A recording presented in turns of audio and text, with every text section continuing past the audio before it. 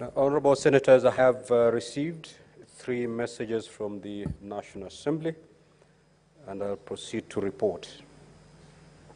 I wish to report to the Senate that pursuant to Standing Order 46.3 and 4, I received the following message from the Speaker of the National Assembly regarding the passage by the National Assembly of the National Construction Authority Amendment Bill, National Assembly Bill number 59 of 2022. The message, which is dated Wednesday, 6th of December 2023, was received on the same day in the office of the Clerk of the Senate. Pursuant to the said standing order, I now report the message. Pursuant to the provisions of Standing Orders 41, 1, and 142 of the National Assembly Standing Orders, I hereby convey the following message from the National Assembly. Whereas the National Construction Authority Amendment Bill, National Assembly Bill number 59 of 2022, was published via Kenya Gazette Supplement number 189 of 18th of November 2022 as a bill to amend the National Construction Authority Act, and whereas the National Assembly considered and passed the said bill on Thursday, October 26, 2023 without amendments in the form attached hereto, now therefore, in accordance with the provisions of Article 110(4) of the Constitution and Standing Orders 41 and 142 of the National Assembly Standing Orders, I hereby refer the bill to the Senate for consideration. Now, Honourable Senators, pursuant to Standing Order 163, which requires that a bill which originates in the National Assembly be proceeded with by the Senate in the same manner as a bill introduced in the Senate by way of first reading, in accordance with Standing Order 144, I will, at the appropriate time, direct the Clerk to read a first time the National Construction Authority Amendment Bill, National Assembly Bills number 59 of 2022. Also wish to report to the Senate that pursuant to Standing Order 46, 3 and 4, I received the following message from the Speaker of the National Assembly regarding the passage by the National Assembly of the Public Service Values and Principles Amendment Bill, National Assembly Bill number 46 of 2022. The message, which is dated Wednesday, 6 December 2023, was received on the same day in the office of the Clerk of the Senate. Pursuant to the said standing order, I now report the message. Pursuant to the provisions of Standing Order 41, 1, and 142 of the National Assembly Standing Orders, I hereby convey the following message from the National Assembly. Whereas the Public Service Values and Principles Amendment Bill, National Assembly Bill number 46 of 2022, was published via Kenya Gazette Supplement number 171 of 28th of October 2022 as a bill to amend the Public Service Values and Principles Act, and whereas the National Assembly considered and passed the said bill on Thursday, October 26, 2023, with amendments in the form attached hereto, now therefore, in accordance with the provisions of Article 110(4) of the Constitution and Standing Orders 41 and 142 of the National Assembly Standing Orders, I hereby refer the bill to the Senate for consideration. Honourable Senators, pursuant to Standing Order number 163, which requires that a bill which originates in the National Assembly be proceeded with by the Senate in the manner as a bill introduced in the Senate by way of first reading, in accordance with Standing Order 144, I will, at the appropriate time, direct the Clerk to read a first time the Public Service Values and Principles Amendment Bill, National Assembly Bill number 46 of 2022. I also wish to report to the Senate that pursuant to Standing Order 46, 3 and 4, I received the following message from the Speaker of the National Assembly regarding the passage by the National Assembly of the Statutory Instruments Amendment Bill, National Assembly Bill number 2 of 2023. The message, which is dated Wednesday, 6 December 2023, was received on the same day in the office of the Clerk of the Senate. Pursuant to the said standing order, I now report the message. Pursuant to the provisions of Standing Order 41.1 and 142 of the National Assembly Standing Orders, I hereby convey the following message from the National Assembly. Whereas the Statutory Instruments Amendment Bill, National Assembly Bill number 2 of 2023, was published via Kenya Gazette Supplement number 14 of 15th of February 2023 as a bill seeking to amend the provisions of the Statutory Instruments Act 2013 to enable the Committee on Delegated Legislation to require the regulations making authority to submit to Parliament a copy of any regulations that ceases to have effect by operation of law. The bill further obligates Parliament to notify the general public in 2 newspapers of wide circulation that a statutory instrument which ceases to have effect by operation of law is a nullity. And whereas on Wednesday, 8th of November 2023 and Tuesday, 28th of November 2023, the National Assembly considered the Statutory Instruments Amendment Bill, National Assembly Bill number 2 of 2023, and passed it with amendments and in the form attached hereto. Now, therefore, in accordance with the provisions of Article 110 of the Constitution and Standing Orders 41.1 and 142 of the National Assembly Standing Orders, I hereby refer the bill to the Senate for consideration.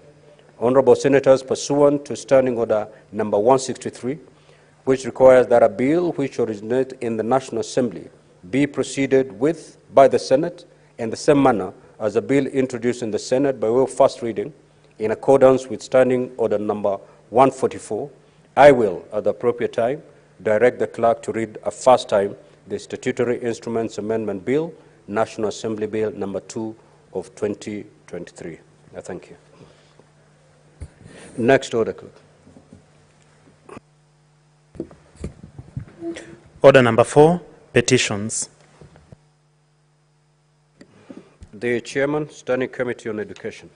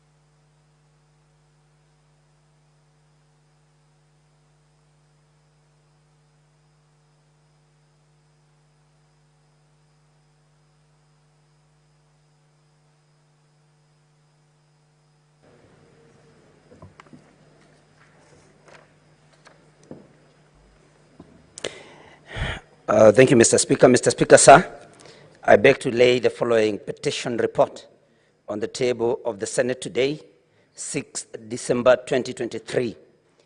This is the report on the petition concerning the payment of 1996 to 2010 arrears for P1 teachers with A-level academic qualifications. Thank you, Mr. Speaker. I beg to lay. The Chairperson, Standing Committee on Labor.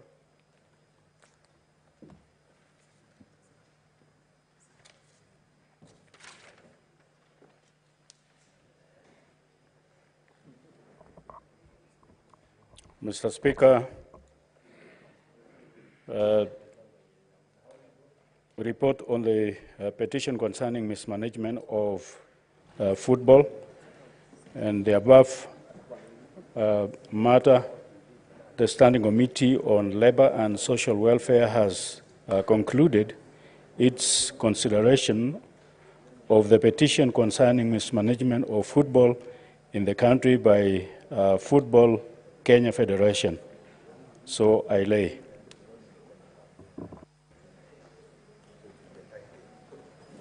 But tomorrow is okay.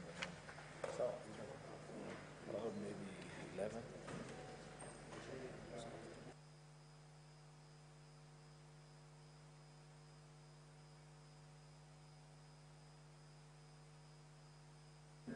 Next order. Order number 5, papers. Majority Leader.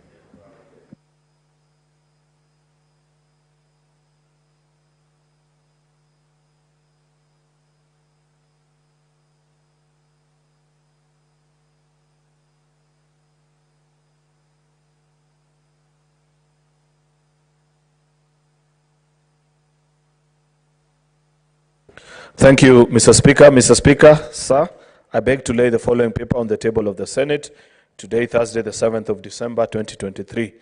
This is a report of the Ethics and Anti-Corruption Commission on the activities and financial statements for the financial year 2021-2022. Thank you. The Chairperson, Standing Committee on Agriculture, Livestock and Fisheries.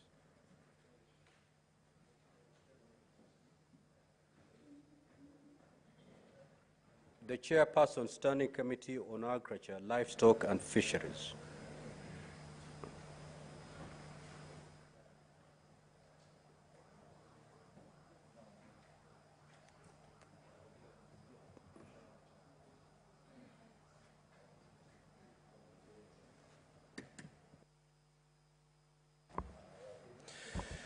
Mr. Speaker, sir, on behalf of the Chair of Agriculture, Livestock and Fisheries, I beg to lay the following paper.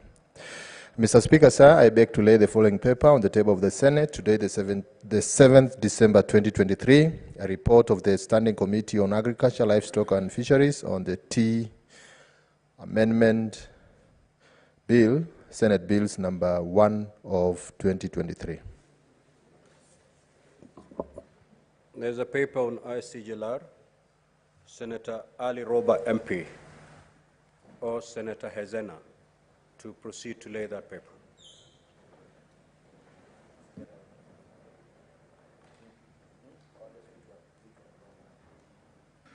But the Majority Leader, you can lay this paper.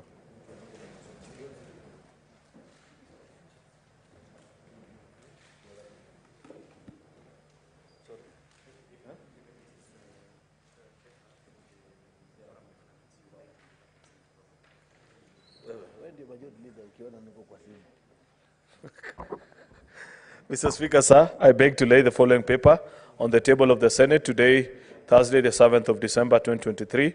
This is the 13th plenary assembly meetings for the Forum of Parliamentarians on members of the States of International Conference on the Great Lakes region. Thank you, Mr. Speaker. Next order, Clerk.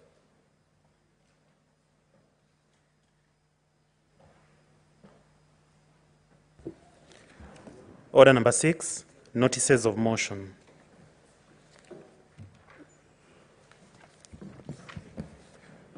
Order number 7, questions and statements. The Honorable Senator Alexander Mundigi. That statement is dropped. Honorable Senator George Mbugua. Senator Essie.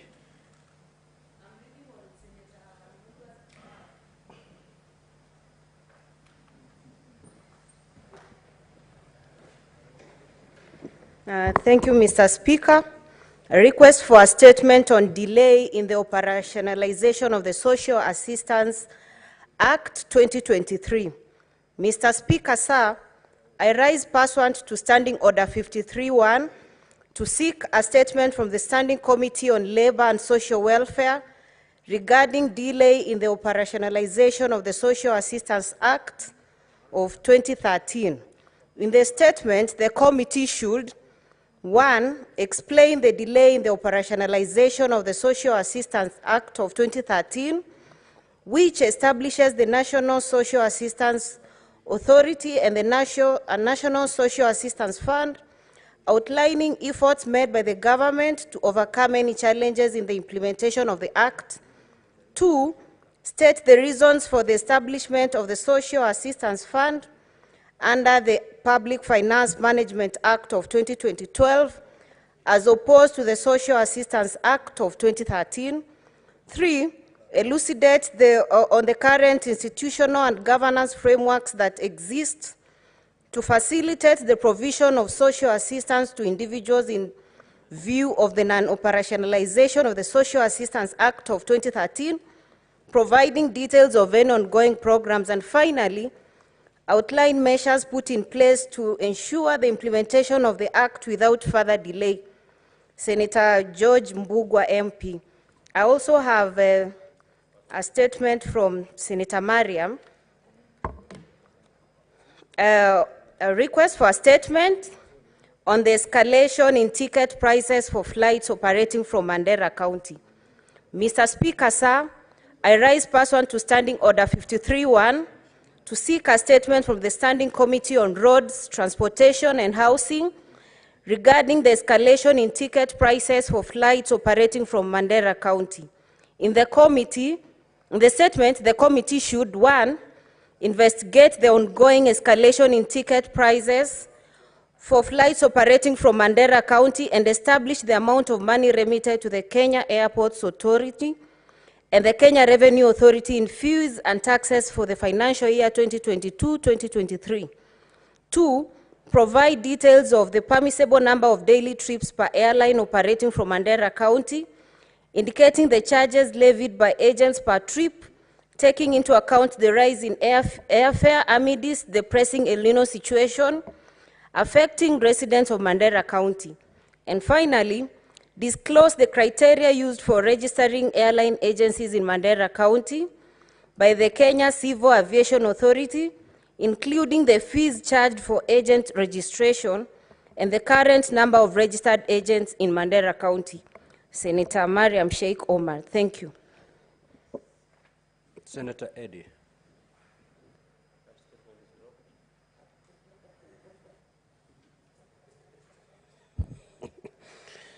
Thank you, Mr. Speaker, and a very good morning, given that the session changed today.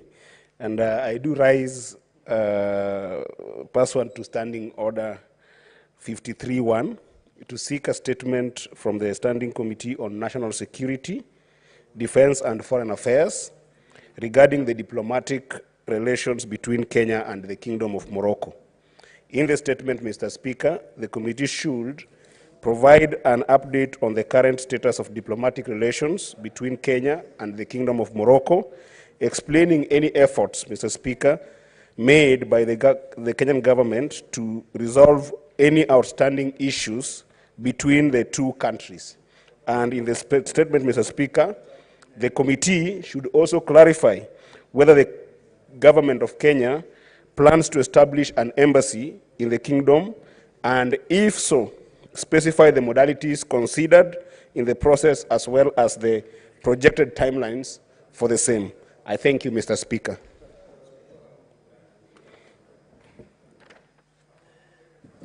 Senator Gloria.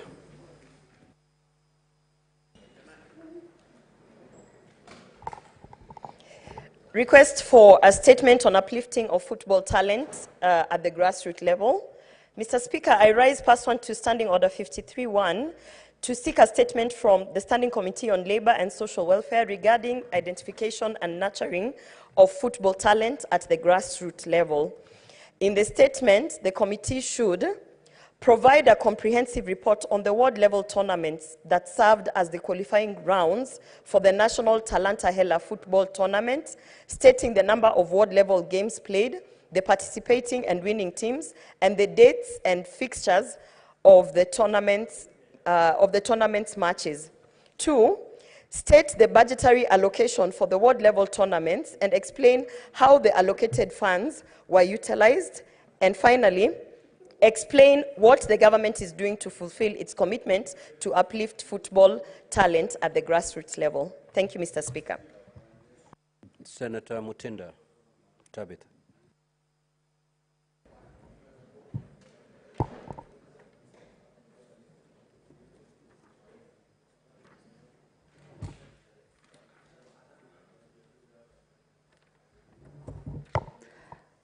Thank you, Mr. Speaker. Request for a statement on the assault of a female passenger by a Matatu conductor on Thika Road. I rise pursuant to Standing Order 53-1. Order, Majority Leader and the Deputy Speaker. Should lead by example, honestly. Proceed, Senator Mutinda. Thank you, Mr. Speaker. I rise pursuant to Standing Order 53-1 to seek a statement from the Standing Committee on Justice, Legal Affairs and Human Rights regarding the assault of a female passenger by a matatu conductor along Thika Road. In the statement, the committee should provide an account of the sequence of events that led to the assault of a female passenger by a matatu conductor along Thika Road Superhighway in a vehicle owned by Bypass Trans on November 29, 2023. Identify the conductor directly implicated in the aforementioned assault, specify the route of operation for the PSV, and confirm whether the conductor is employed by the Bypass Trans under which the PSV is registered. 3.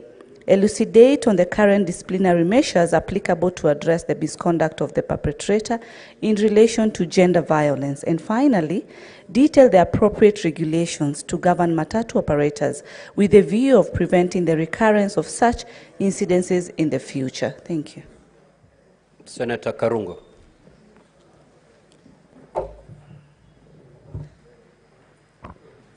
Thank you very much, Mr. Speaker.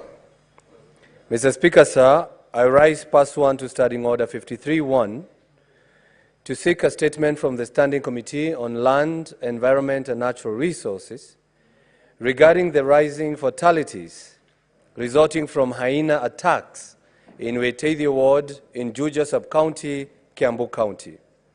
In the statement, the committee should, 1, explain the reasons behind the KWS failure to address the numerous complaints by residents of Kiambu County on the rampant hyena attacks on people in Weteithio Ward in Juja Sub-County.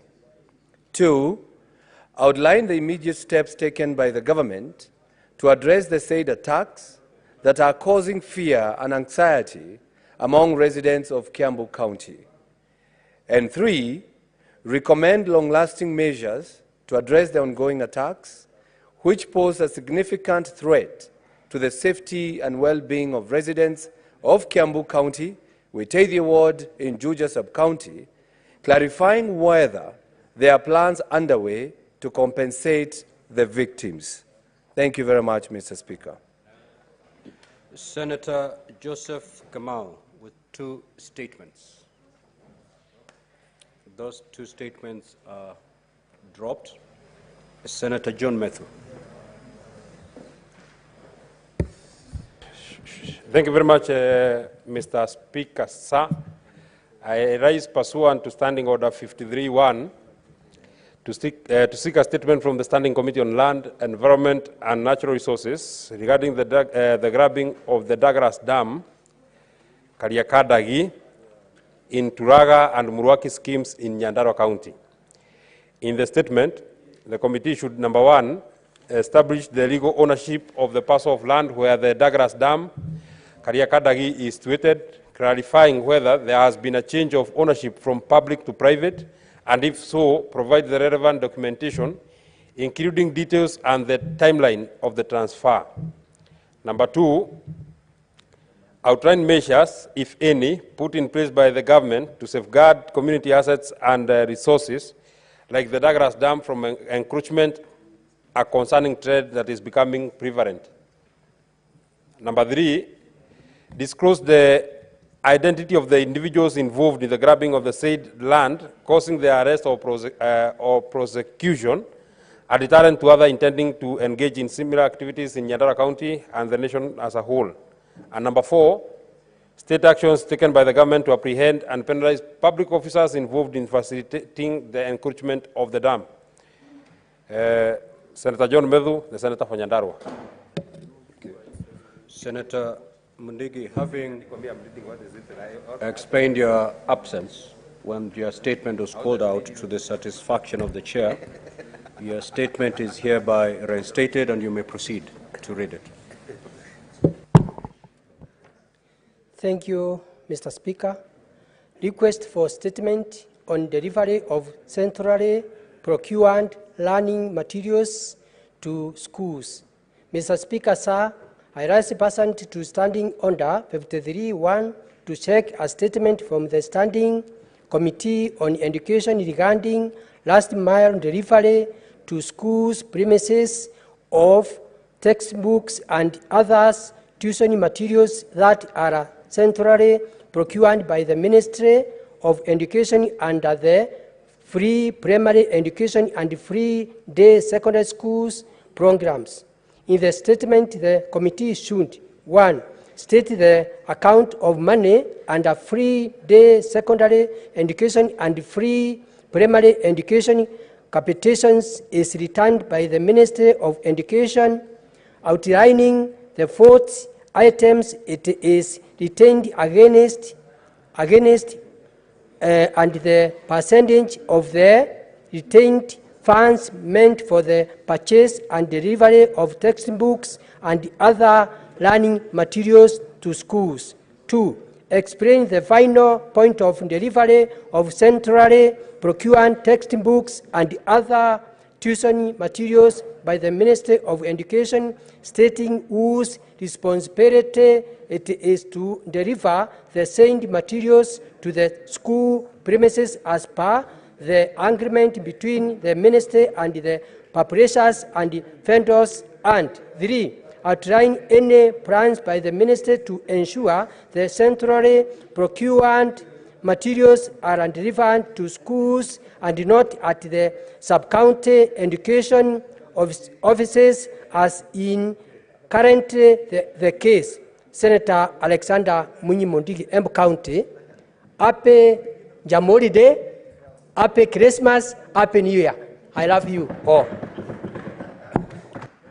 Now, pursuant to Standing Order 53.3, I will allow limited comments on all these statements,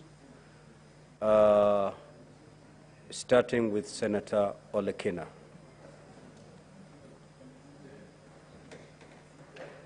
Mr. Speaker, briefly, I'd just like to support the statement by Senator Eddie Gicheru on the importance of having an official diplomatic mission in the Kingdom of Morocco.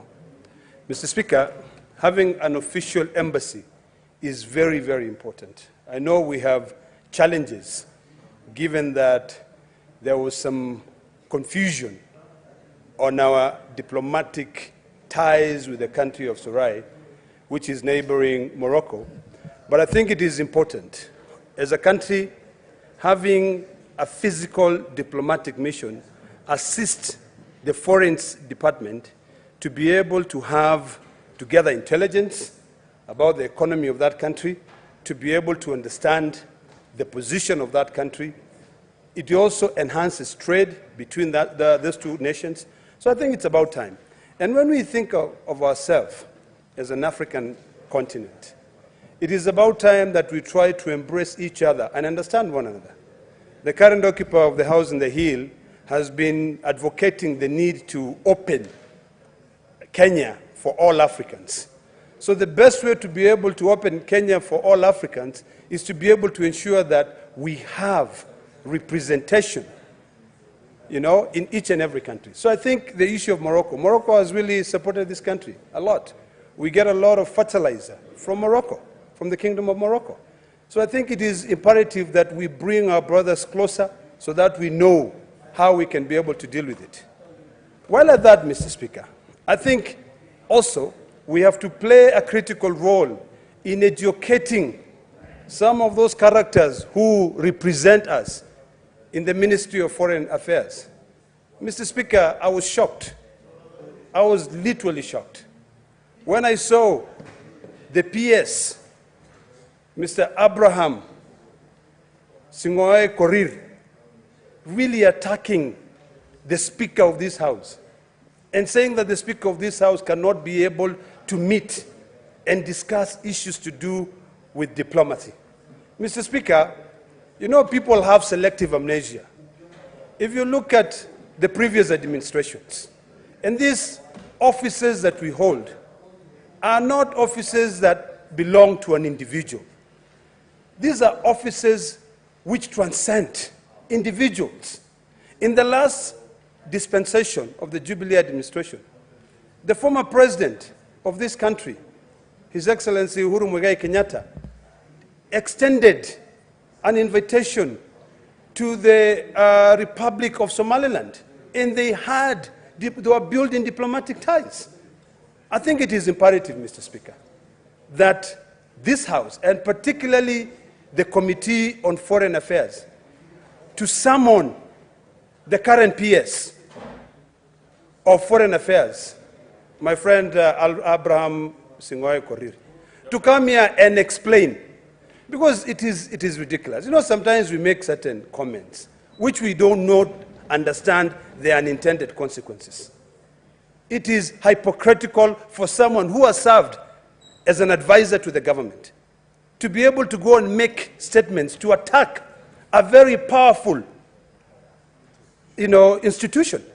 The Senate is very powerful. The Speaker of the Senate is almost number 4 in leadership in this country.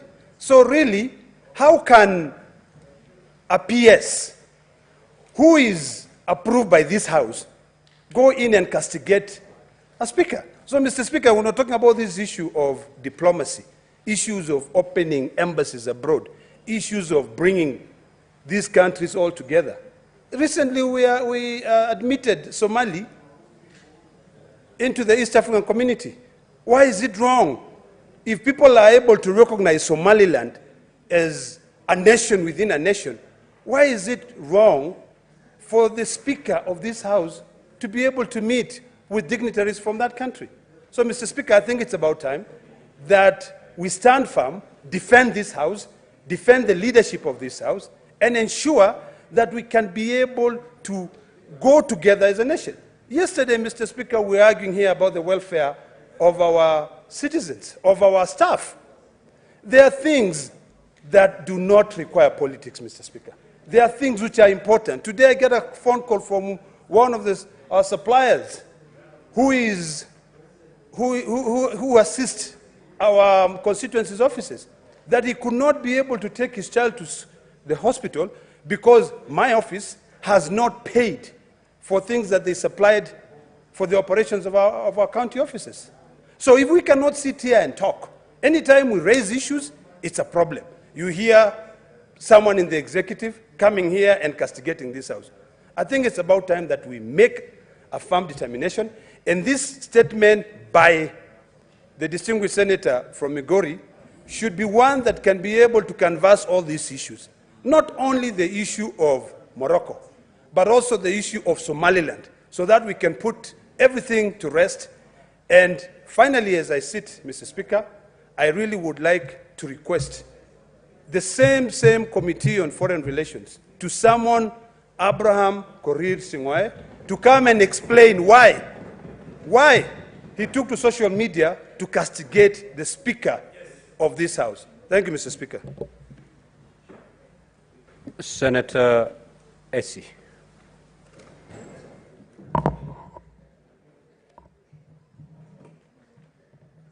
Thank you, Mr. Speaker. I want to support the statement by the Kiambu Senator Karungo on the mulling of the lady who was actually eaten by a hyena in Juja. Mr. Speaker, we've had these cases, and I actually thought the cases are happening in counties that are next to wildlife parks. Unfortunately, this time it's happening in a very active industrial town. Mr. Speaker, we can't be losing our people to disease, floods, hunger, then lose lives to people being eaten by wildlife. It's really sad, Mr. Speaker, and I want to say that swift action should be taken to ensure that these animals are located and taken back to where they belong. I understand very well that could be also happening because of the current pressure we are encountering of, the human beings are growing in numbers, and especially in towns, and encroachment is happening to areas where wildlife would have otherwise been. But you see, the result is very sad, Mr. Speaker. And this is not for the first time. The other time we saw a lion that was actually loitering around areas within town. Mr. Speaker, if we cannot protect ordinary people, then, Mr. Speaker, even yesterday's standoff, I don't see how it makes sense. It's actually an opportunity for we as leaders to also experience what the ordinary people undergo each and every day, Mr. Speaker. So I want to support, and I hope the ministry responsible will be answerable to what Senator Thangwai has actually raised, not just in Juja. We have these incidences in areas like Athi River, that's Kajiado, and very many others. We must sort out the issue of human-wildlife conflict. Thank you, Mr. Speaker. Senator Majaya.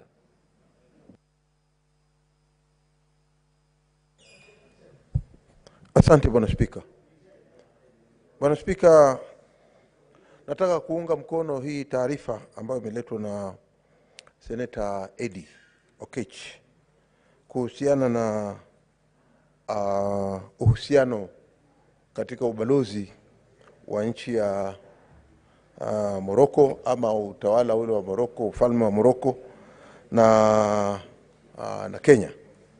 Bwana Spika, ni jambo la muhimu sana kuona kwamba Kenya itakuwa na uhusiano mwema na mataifa mengine. Na kulingana na uhusiano huo, kawaida huwa kunakuwa na mazao mengi.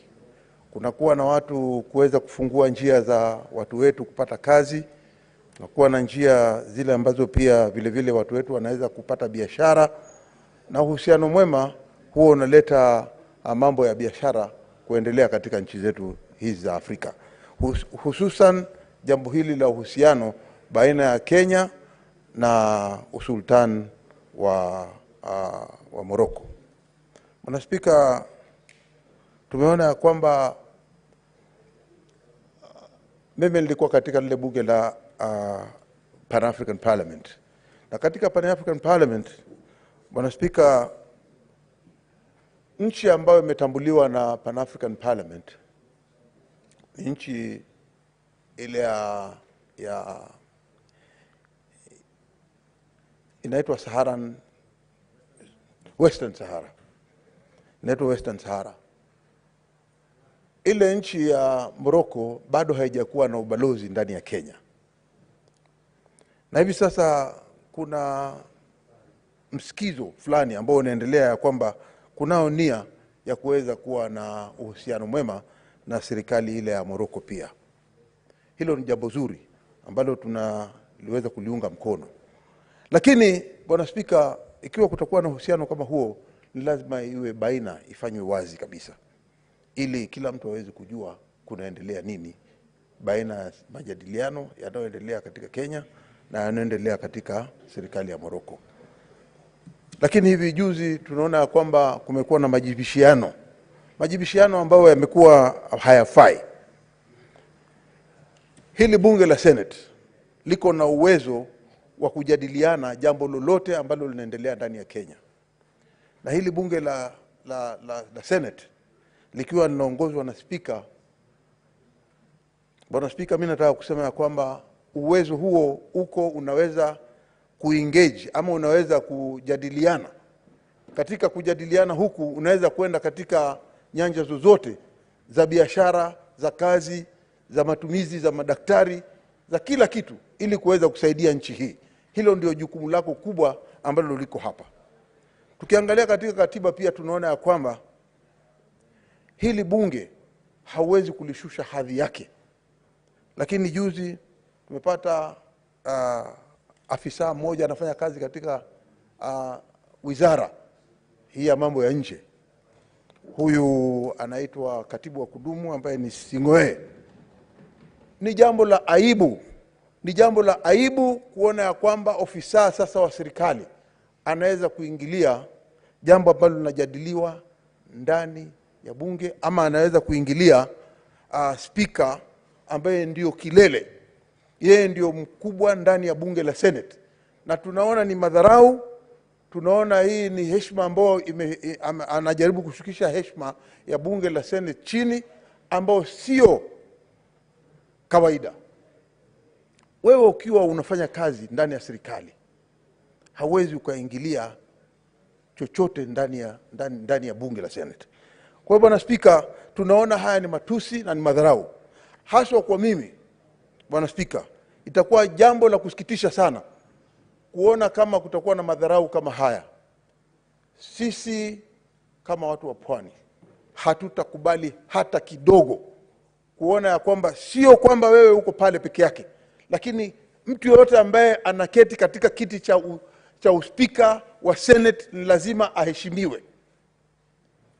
Hivi sasa ikiwa jambo kama hilo limetendeka, ni umuhimu ile kamati husika katika Senate kuweza kumuita huyo ofisa aje ndani ya hili bunge la Senate na aweze kutueleza ni kwa sababu gani alikuwa anajibishiana na speaker. Tena unaenda kwa Twitter, hiyo ni madharau ya namna gani?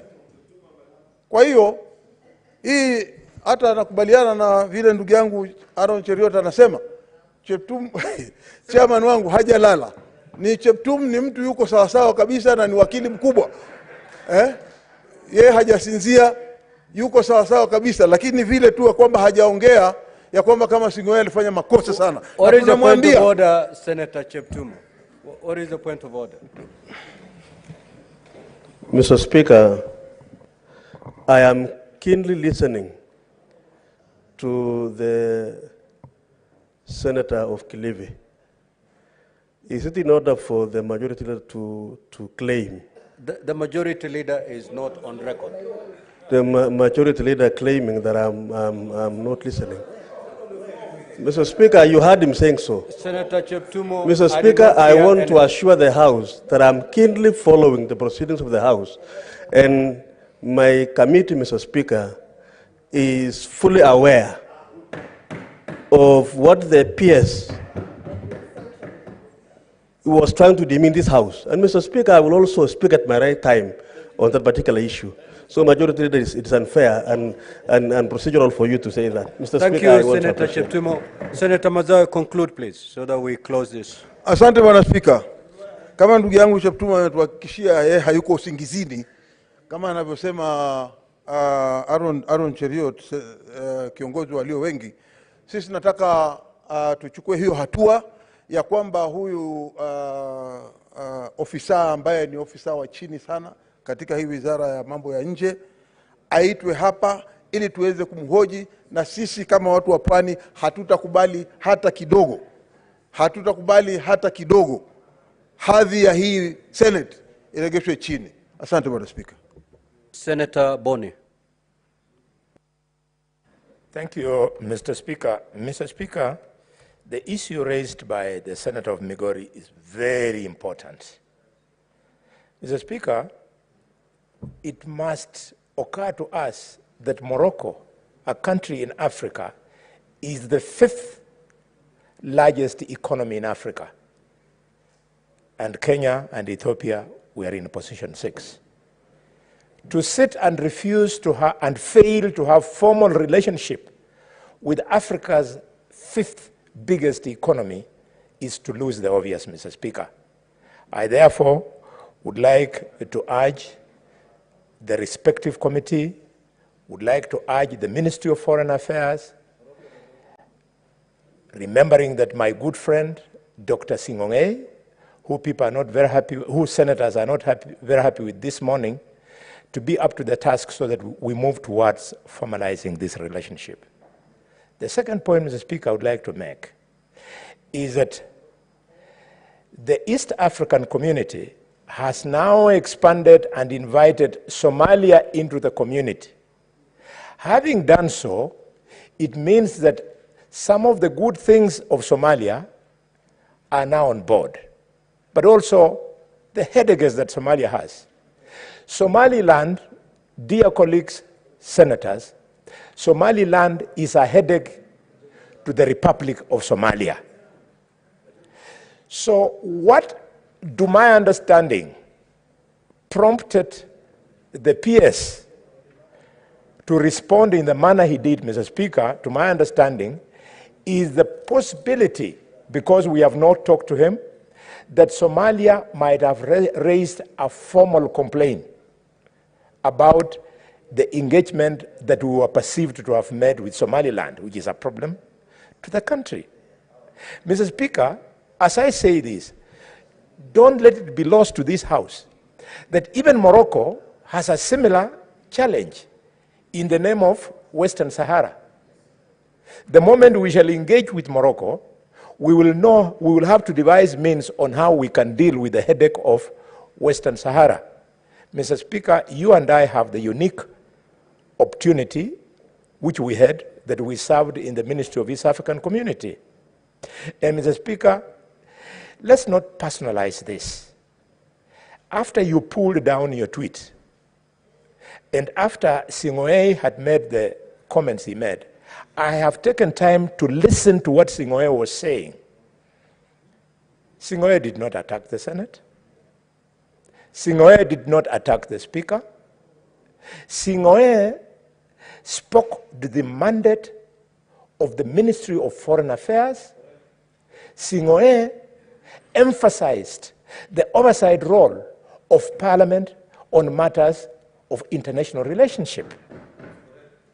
So why a leader, in fact, a house of sober leaders like this one, would want to belabor and blow that clarification from Singoe out of proportion, it beats my logic. What are we fighting Singoe for? Mr. Speaker, with your permission. What are we fighting Singoe for? I'm referring. What are we fighting him for? Let's call a spade a spade. Mr. Speaker, Singoe said the following things. He says, foreign policy of the Republic is the function of the national government. That is a fact. He said, Parliament's role in foreign policy is oversight on exercise of foreign relationship by national government. That is a fact. He said, it is Kenya's established and unchanging policy to remain consistent with the African Union on the matter of the Federation of the Republic of Somalia. What's wrong with that? Mr. Speaker, are we saying this Parliament want to push an agenda that is contrary to the position of the African Union on Somalia? We would be missing it. And finally, Mr. Speaker, Singoe said Somaliland, a region within the Federal Republic of Somalia, has a liaison office for commercial purposes in Nairobi. That means he was acknowledging that Somaliland is not a pariah. It already has been given an opportunity to deal with Kenya. I appeal to colleagues that we don't try to kill a fly with a sledgehammer. This is a non-issue. Let the PS of Foreign Affairs enjoy his freedom of thought, freedom of expression.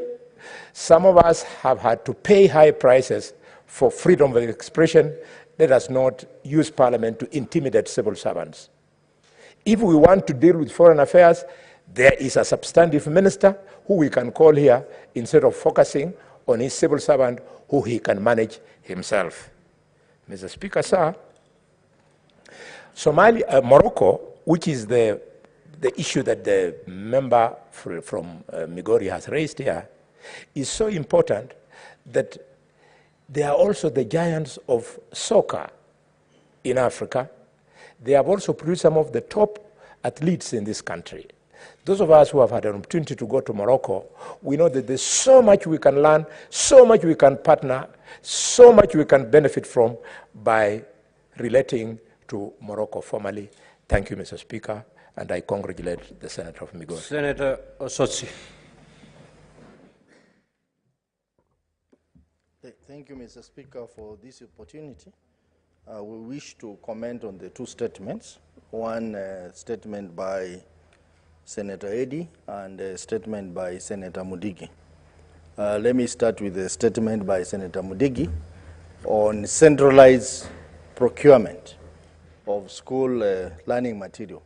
Mr. Speaker, this is a very, very crucial statement because there are challenges right now, Mr. Speaker, in terms of the change of policy to centrally procure learning material, particularly books, to schools. I have received complaints from head teachers in my county that some schools have had to receive books which they don't really need. A school is not doing Islamic studies and is being given books on Islamic studies, really. That's a waste.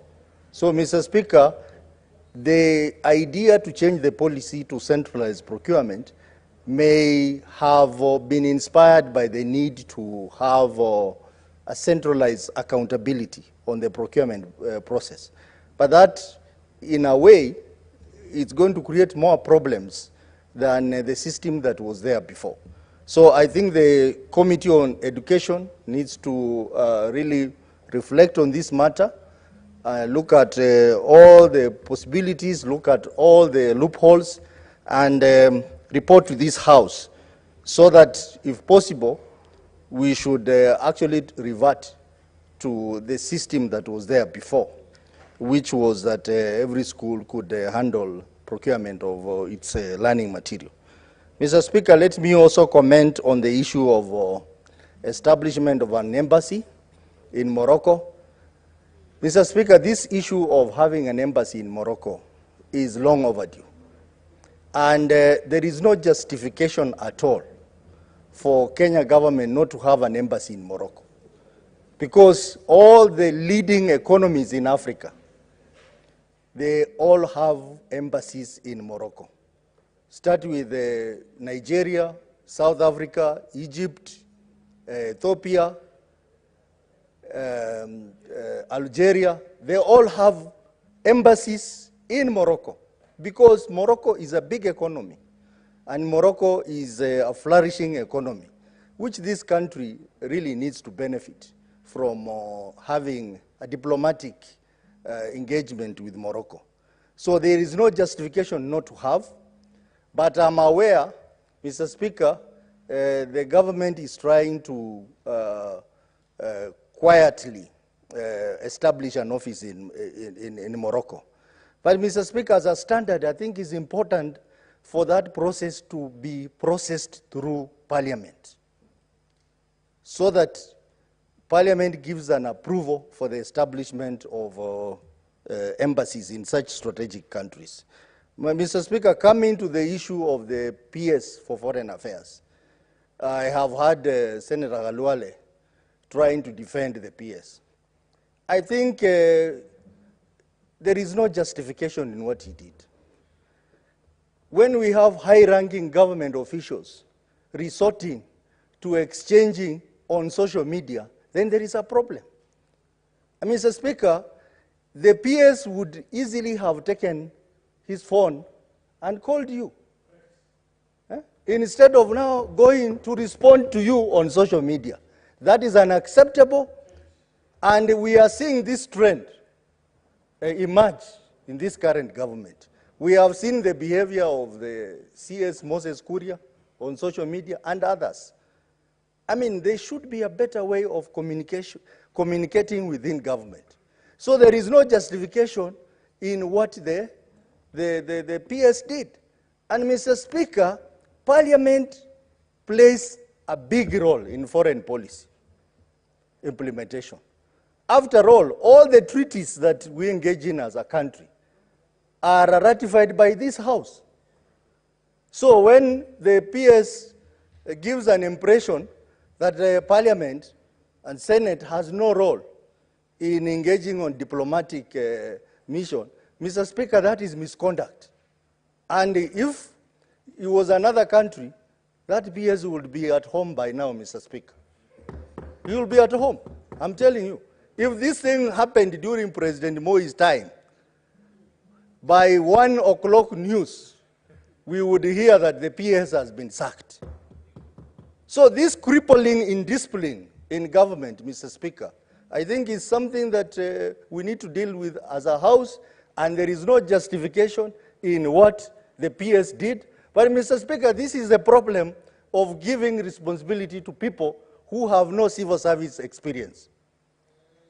They will always do things in this manner. Serious ministries like Foreign Affairs require serious, experienced civil servants who are also diplomats, Mr. Speaker. So Mr. Speaker, I want to What is your point of order, Senator Boni? Mr. Speaker, is it in order, rising on standing order number 105, for the member to impute improper motives on our civil servants when he knows that Abraham Singoe, doctor, was not only vetted for by the National Assembly, but that this is a distinguished lawyer with a doctorate in law. And Mr. Speaker, Senator Boni, what is the point of order? The That point is of a order point of is- information. Very good information you're giving. It's not a point of order. So choose. Are you on a point of information or a point of order? yes, Are you informing Senator Osotsi of the resume of the peers, or are you calling to order the honorable senator who was speaking? It's a thin line, Mr. You Speaker. can't do both. Mr. Speaker, it's a thin line. Under 105... The line can never be thin, Senator. Under our standing orders, Mr. Speaker, with due respect, 105 expects that members should be guided by the factuality of what they are speaking to. Senator Boni, that's why I'm asking you. Yes. Are you on a point of order or you are on a point of information? Just pick one and proceed. A point of order. Okay. What Yes. is this that is out of order? He's misleading the House that Dr. Abraham Singoe is not competent enough to be our principal secretary, when in fact the education Ibrahim has, the district senator from Iga can only dream about it. He doesn't even have even 20% of that. We need to appreciate the quality of professionalism in our government of Kenya Kwanza, Mr. Speaker. Senator Osotsi, proceed Mr. to Speaker, conclude. Boni Khalwale is just wasting my time. And I want to tell Boni Khalwale that I am also learned. I have a degree in computer science. I have a master's degree in computer science. I have an MBA. I have more degrees than Boni Khalwale. So don't say that I can only dream of... Honorable senators, honorable senators, at this rate I may require every one of you.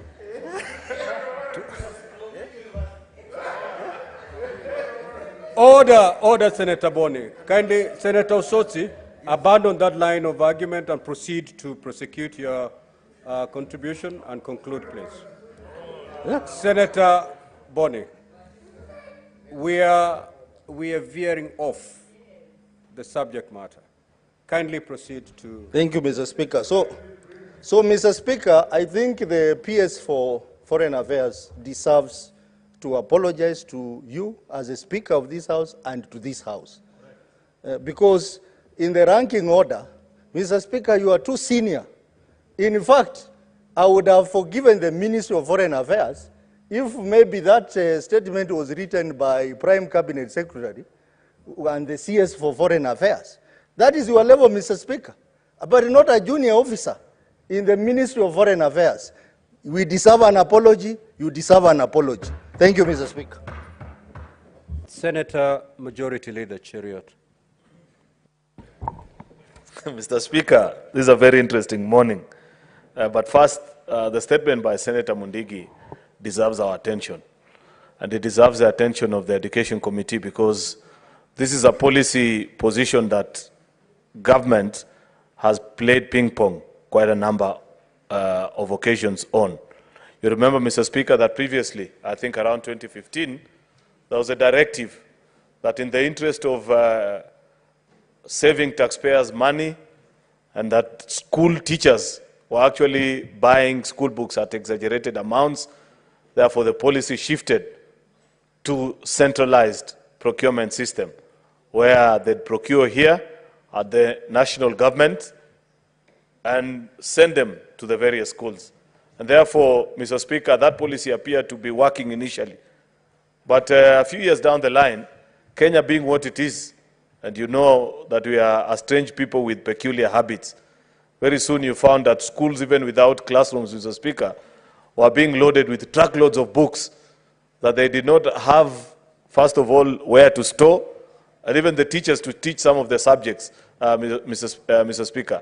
But because it made a lot of sense, and you know Kenyans are never short of lofty words when they want to engineer a procurement project intended purposely purpose, just for the sole intention of fleecing taxpayers' money.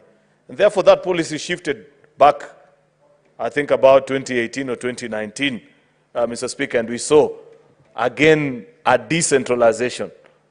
And teachers were allowed to buy and do this and the other. But after that, again, Mr. Speaker, we were presented with a report. And I remember I was in this house, Mr. Speaker, because this question is not the first time this has been asked. And we were told as a house that the reason why there was need to revert back to the old order is that you'd find that for the same textbook, one school in Kakamega buys for 500 Kenya shillings. The other school in Vihiga, just next door, buys it for 750 Kenya shillings. And therefore, a somewhat logical argument was presented and was said, then why not centralize?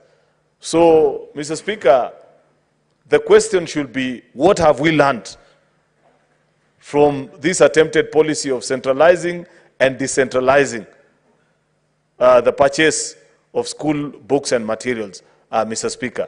And what measures have we put in place?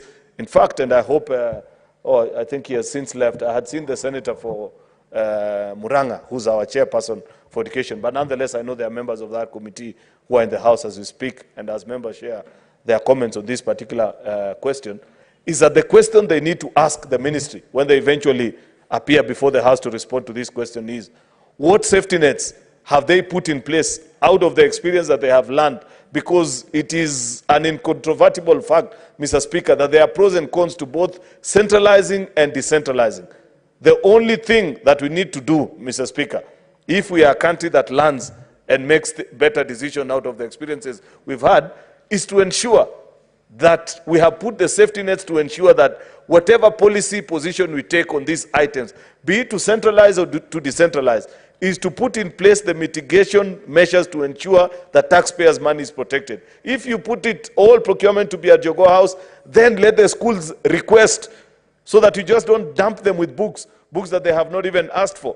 There could be alumni that have donated, like I know for a fact in my county, Mr. Speaker, I organize a county-wide alumni day, and one of the things alumni always do is that they donate books in huge numbers to the schools that they went to. So you find that in some of these schools, they may not be needing the books that the national government is sending them to. That's why it will be important to put as one of the safety measures to ensure that the school must first request for those particular books, Mr. Speaker. Second and most important is that if you choose to go the other way, should the ministry choose to let it be handled at the school level, Mr. Speaker, then at least provide a pricing list so that the schools are properly guided and know that there is no institution that is allowed to purchase Kiswahili Mufti, if that book still exists. At least that's the best that I can remember, Mr. Speaker. And no school is allowed to buy that book at above 450 Kenya shillings, Mr. Speaker. That way we will safeguard taxpayers' money. Otherwise, if we have just an argument, Mr. Speaker, whether to centralize or decentralize, then it means we have learned nothing as a people. And I don't think that is what Kenyans expect us as a house that does oversight. So work unto you, members of Education Committee, when Ministry of Education appears, and please pass those regulations here so that by the time this policy position is taken, we are well guided and hold the ministers to account. Then lastly, Mr. Speaker, is on these diplomatic relations between Kenya and the Kingdom of Morocco.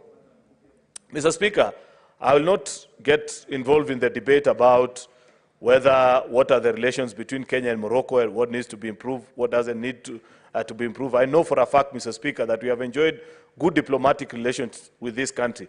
It is only up until, I think, during the presidential inauguration that Sahrawi Republic, which is a breakaway from the Kingdom of Morocco, appeared and were formally recognized as part of the delegations that caused a tiff between us and them. That matter has since, to the best of my knowledge, been sufficiently addressed, because it's not Kenya alone that finds itself in this challenge between Morocco and Sahrawi. The rest of all countries of the world, because these people, each time when countries break away from the other, they provide a diplomatic challenge to established nations. Because on many accounts, when you want to disassociate, there are challenges with it. When you want to associate with them, therefore, Mr. Speaker, I'll leave it to the experts of foreign affairs to come and respond to the question by my friend Senator Eddie Okech. But I hold a different view from colleagues who are trying to demean the work of Dr. Sing'oei. While I may not agree with him entirely in the process with which he used to make a correction to a tweet that emanated from your office, Mr. Speaker, if I were in Dr. Sing'oei's position, the prudent thing to do, Mr. Speaker, would have been to reach out to your office and let you actually make the correction, because I know what he was trying to do is to give, of course, a formal complaint or informal may have reached him and said, is this the actual position of the government of Kenya? Because let's face it, Mr. Speaker, the same way people are saying your office is high-ranking in this republic, that's true. That's why when you send out a tweet, other countries are bound to question and say, is this the official government position of Kenya? Therefore, it was within his place to try and put the proper position, Mr. Speaker, on this particular issue. The mode which he may have chosen to execute it is what we can debate here. But I can tell you, Senator Godfrey Osotsi, my good friend, you cannot hold a candle to the PS Abraham Sing'oei on matters foreign relations. That gentleman has earned his space. Many of our colleagues, including some that have served in this house with him, actually came up from his work from both foreign affairs and human rights, especially on marginalized communities. Celebrated, published, Mr. Speaker. Therefore, let us desist from this habit of being too critical of people. Surely, of all the work that Abraham Sing'oei has done, trying to restore Kenya's foreign relations that were dwindling at the time of the exit of the past regime, Mr. Speaker, to a point where now we are respected. People want to know Kenya's position on every matter. If we didn't matter as a country, then Somaliland will never have bothered to know or to confirm what is our actual position on this particular issue. Therefore, Mr. Speaker, I hold the view that even as we hold to account the executive, let us do it with dignity. Let us do it with decorum. You know, a trend is being set in this house, Mr. Speaker, where sometimes because we have a premium platform, many of us tend to speak on issues without necessarily sometimes doing due diligence on a particular item. I saw, Mr. Speaker, for example, early this week, members speak on the issue of privatization and say, oh, I'm opposed to this or the other. I hold the view, Mr. Speaker, that particular notice is a notice of public participation.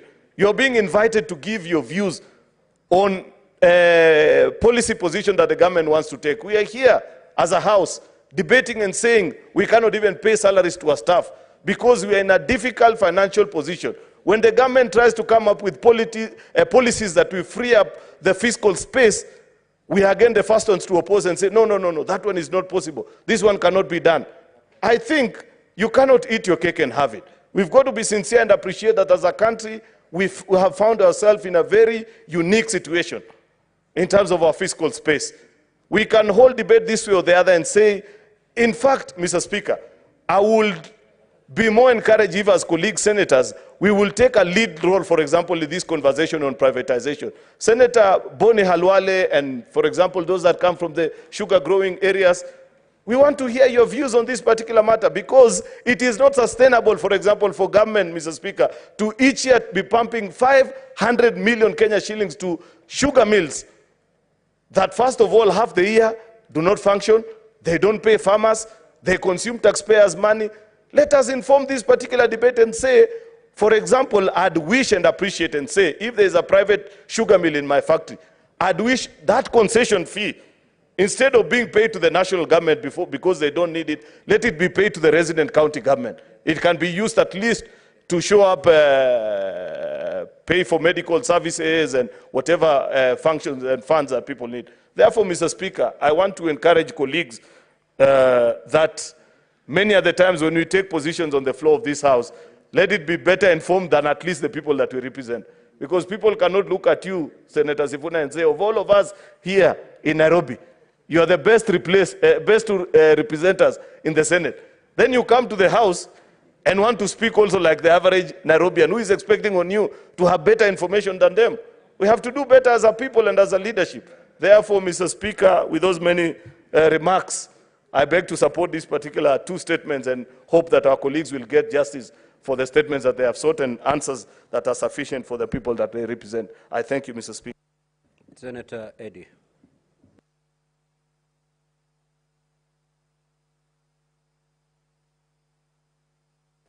Mr. Speaker, thank you for giving me this opportunity. I think that there are two statements that have been put across here by esteemed senators that I think that are quite solemn in the sense that they involve harassment and deaths of very important people, women in our society.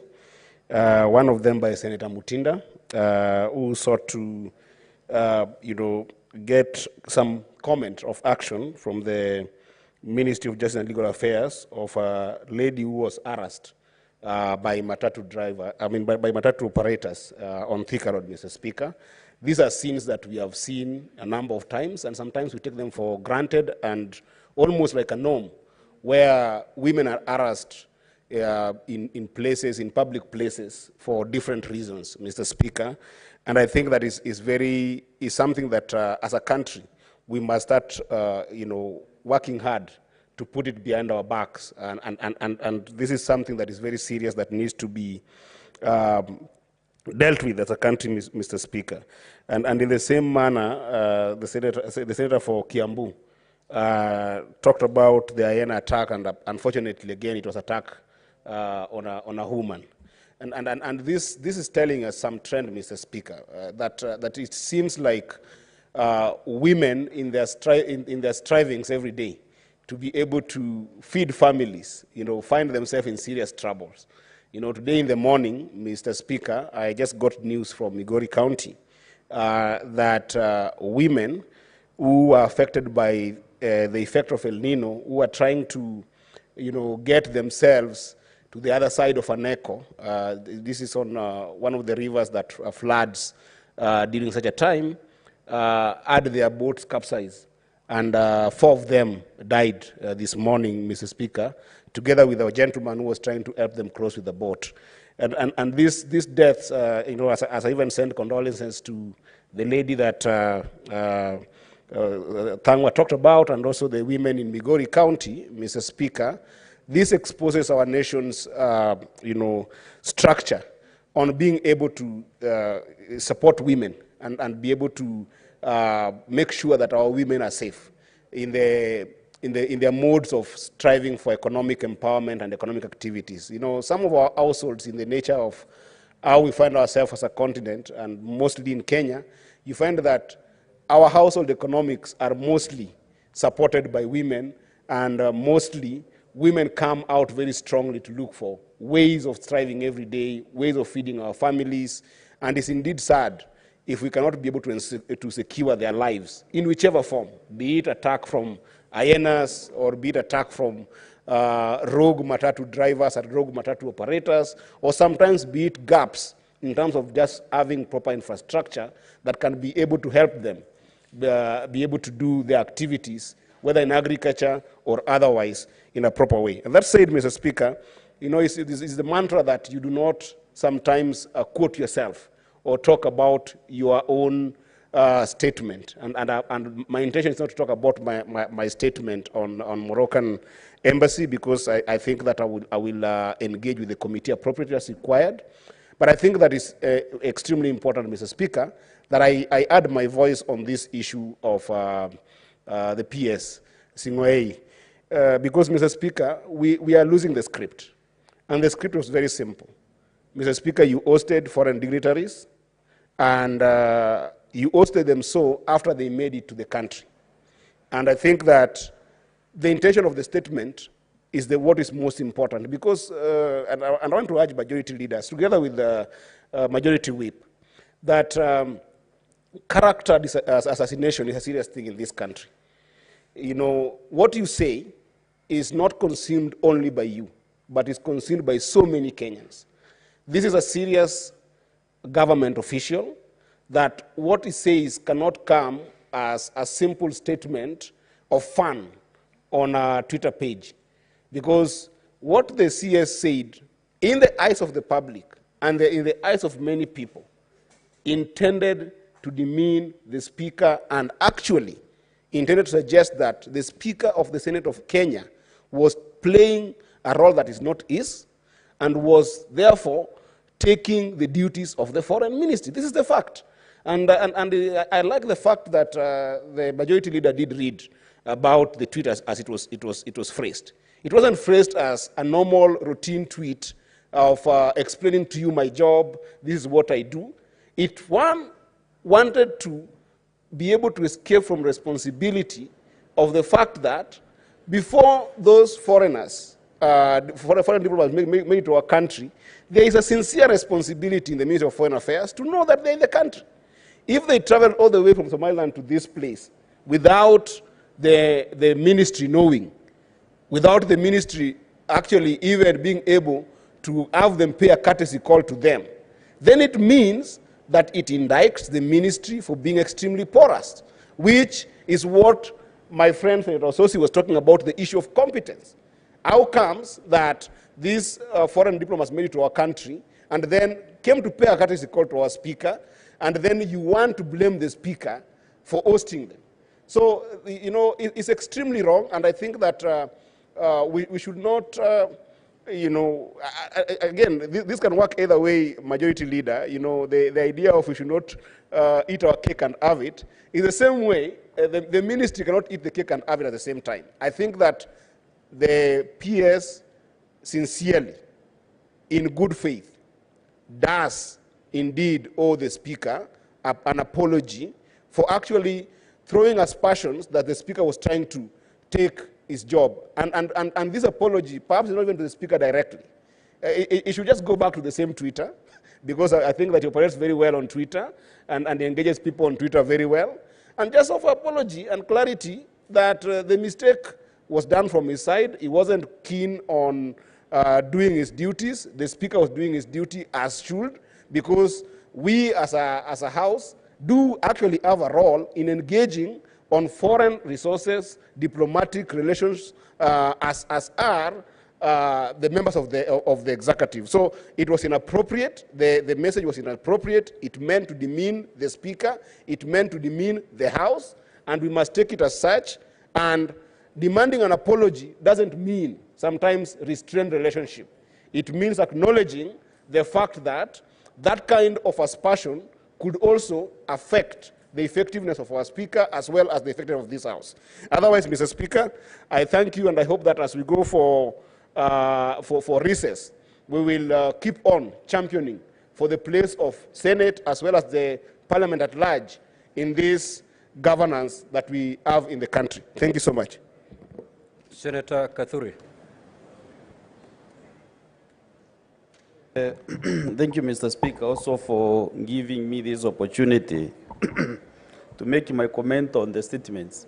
Mr. Speaker, I want to touch on the statement on youth and sports, which was presented or led by Senator Ngururia. I remember very well that, Mr. Speaker, the government, this Kenya Kwanza government, when the ministry was set up, the CS introduced as a policy that they will support tournaments right from the world level to the national level, so that they can be able to tap the talent from our youth. So, Mr. Speaker, I am not very sure whether this has started, and this statement is very crucial because it is very, very expensive actually to support tournaments. I saw last weekend the majority leader struggling in Kericho to even to raise funds so that he could support that tournament. So if the government is doing it, then this could be the best thing, because, Mr. Speaker, individually, let me assure you that it is not possible. The member for Nairobi County, Senator Sifuna, you cannot be able to support all the clubs in this town. I think there are more than almost 1,000 teams, football teams.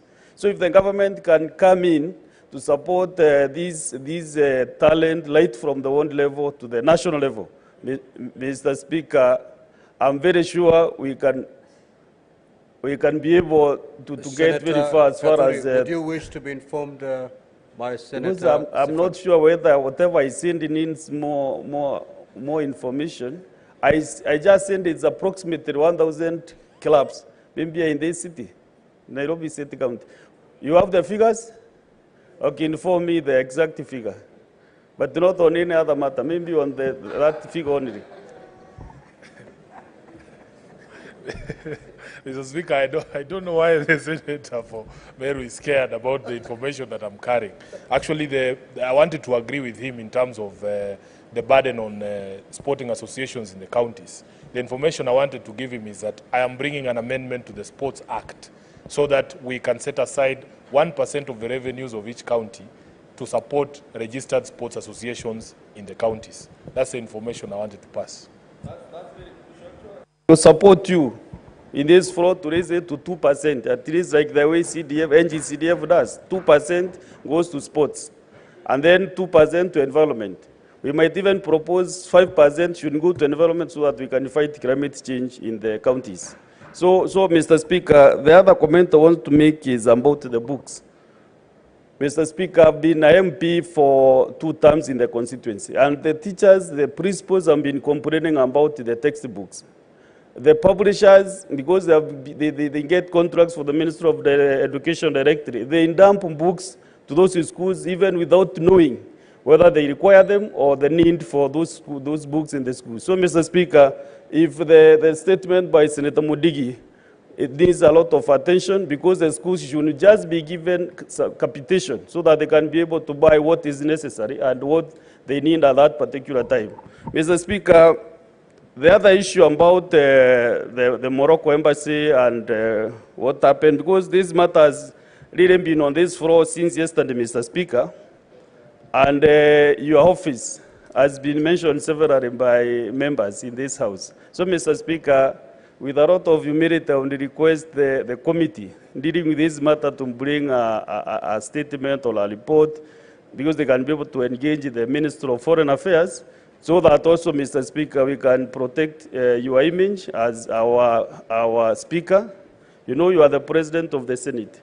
So you can be able to protect your image, to protect the office that you hold, and also to put the matter straight so that when you are chairing this session, your name does not appear so much on this floor, Mr. Speaker. So I wish that matter can rest and the committee concerned to come up with just a small report to put the facts clear. But, Mr. Speaker, maybe communication is what the PS did in a not a good manner. If we was to collect you that this is the position of the government and the AU and the UN, maybe he couldn't have done it formally to you or to call you or to visit your office so that he could clarify the exact position.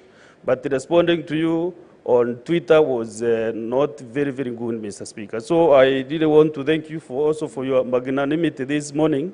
You have given us a lot of airtime as we come close to this end of this session, Mr. Speaker. And I hope even when we open next year, you will continue with the same magnanimity.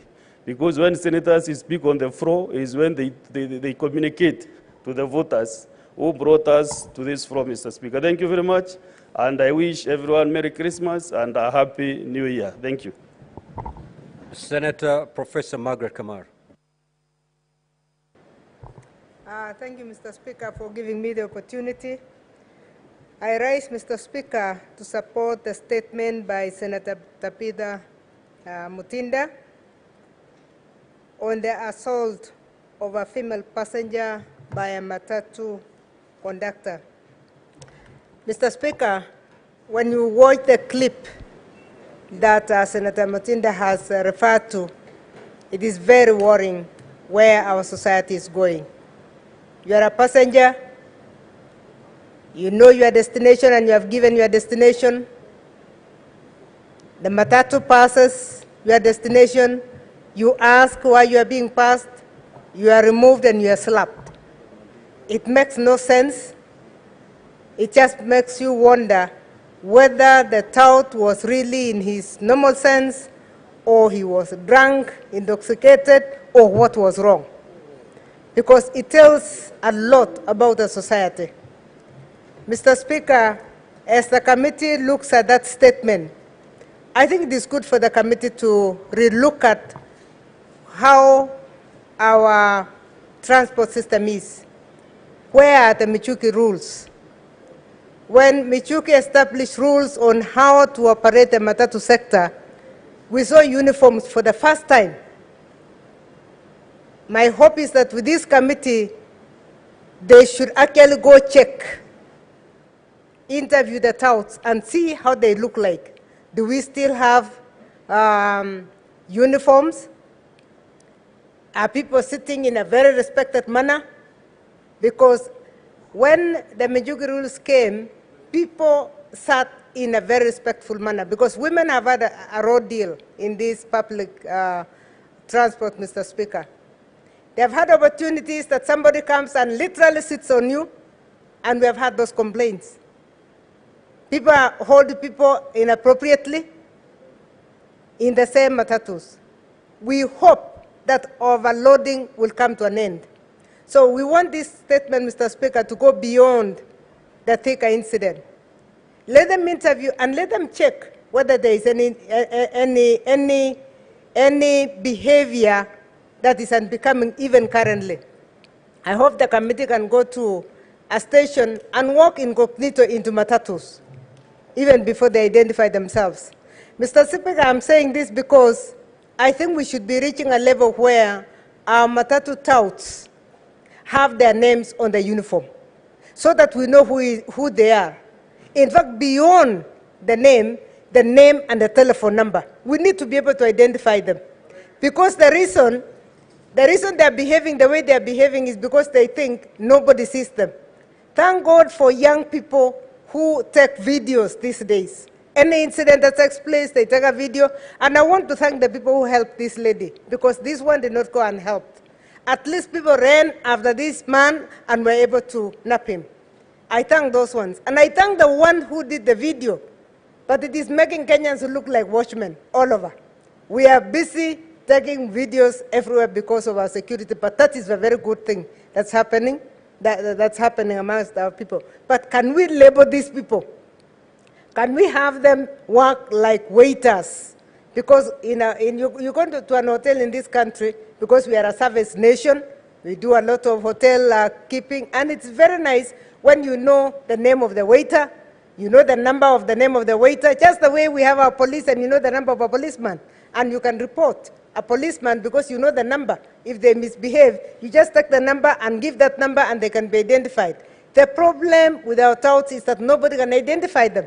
And because nobody can identify them, they think they can actually get away with anything until they are napped like this one was napped. But there are so many that are taking place across the country and nobody is able to identify them. I think there is a need for this committee to go deeper and actually help us regulate the sector. We want to call on the Minister of Roads currently to bring back the Mijugi rules. We want the Minister to be able to improve on those rules and ensure that our traveling is smooth, because currently we are telling ourselves because of climate change, we need to reduce on our private vehicles, and all of us should be able to enter a matatu and take off with a matatu. We should be able to use any transport, but we must identify who is carrying you. We must be able to identify these touts. We must be able to identify your driver so that you know that this is the driver, you know the name, and you can actually pick the telephone number just in case anything happens to you. So, Mr. Speaker, I want to thank Senator Mutinda for bringing out this issue. All of us were terrified when we saw the incident, but we thank the people, the public, that went after this culprit and were able to arrest him. We really must honor, respect that we have people in this country that still care, because it would have been a disaster if nobody cared for that lady at that point. So, Mr. Speaker, I support this statement, and I ask the committee to go beyond the statement and actually investigate if our sector is still regulated. Thank you, Mr. Speaker, for the time. Senator Cheptumo. Thank you, Mr. Speaker. I wish to comment on the statement by Senator of Migori on the issue of Morocco. And Mr. Speaker, if you look at the statement by Senator Eddy, he is seeking to know the current status of the diplomatic relations between Kenya and Morocco. Mr. Speaker, Morocco indeed is one of the leading economies in Africa.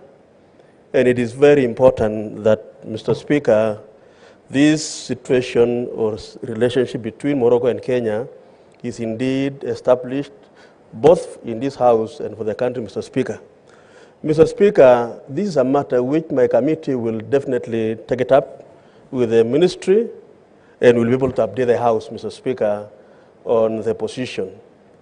And Mr. Speaker, as I assure the House that we are going to proceed to engage the ministry and be able to come back to the House, allow me, Mr. Speaker, also to comment on the issue raised by members on the communication between your office and the comment by the PS Foreign Affairs.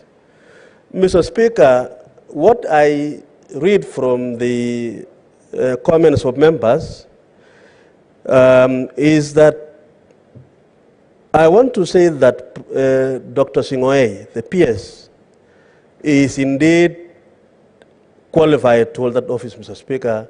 He was approved by the National Assembly and is in that office, Mr. Speaker, by virtue of that approval. The only challenge, Mr. Speaker, which I see here is he was trying to clarify the true position as to whether Somaliland has an embassy in Kenya, And Mr. Speaker, my only challenge, and I want to agree with members that it is important, Mr. Speaker, that we stick to the proper communication channels that we have, Mr. Speaker. Mr. Speaker, you made a statement in your office as our Speaker, having received the delegation from Somaliland, and you had some very fruitful discussions, Mr. Speaker. And Mr. Speaker, what the best could have done, Mr. Speaker, was to reach out to you and clarify areas that he thinks, Mr. Speaker, was not clear as were not correct in your statement. Mr. Speaker, this is the way to go. And nobody should in this House, Mr. Speaker, give the impression that the PS is unqualified, did the wrong thing by perhaps raising issues on your statement. The only complaint, Mr. Speaker, and I want to say this as the chair of the Committee of Foreign Relations and Defense, is that it is only important that the established communication systems between departments of government, our institutions, Mr. Speaker, should be pursued and followed. The PS could have been able to, Mr. Speaker, either to write to you or call you. And Mr. Speaker, I was also concerned myself, and I was able to reach out to the PS, and I was able to share with him my concern that perhaps would have been better for him, Mr. Speaker, to reach out to you and clarify whatever was not clear or correct in terms of our relationship between Kenya as a country and Somaliland. Mr. Speaker, nobody should in any way demean the office, Mr. Speaker, of the Senate and that of the Speaker. Mr. Speaker, if you look at the constitutional framework, the establishment of Parliament and that of the Executive, Mr. Speaker, these institutions, Mr. Speaker, of governance, Parliament, Executive, Judiciary, Mr. Speaker, are independent. And Mr. Speaker, it is only that we have to coordinate issues together on our governance. And so, Mr. Speaker, we should not allow any impression in the public that there is conflict, there is misunderstanding, there is miscommunication between your office, Mr. Speaker, and Minister of Foreign Affairs. Mr. Speaker, I want to assure the House that my committee, again, Mr. Speaker, apart from the issue of Morocco, we are going also to engage the ministry. Because, Mr. Speaker, we must read from the same script as a House, especially on matters diplomacy between us and our neighbors and the countries in our region, Mr. Speaker. And therefore, I want to assure members that I have listened very keenly to your concerns. And, Mr. Speaker, shortly we are going to invite the ministry, sit with them, and raise your concerns and come back to the House, Mr. Speaker, to give you the assurance that we should be able to hold this office of the Speaker of Senate, and the institution of Senate, Mr. Speaker, with the respect required. Thank you, Mr. Speaker. Now, we will move to statements pursuant to Standing Order 56-1B. Honorable Senators, under our standing orders, we are only allowed 30 minutes. We have gone beyond 1 hour. I have 11 chairpersons queuing to make their statement. So we will move to the Chairperson Standing Committee on Agriculture, Livestock and Fisheries. Kindly proceed to make your statement.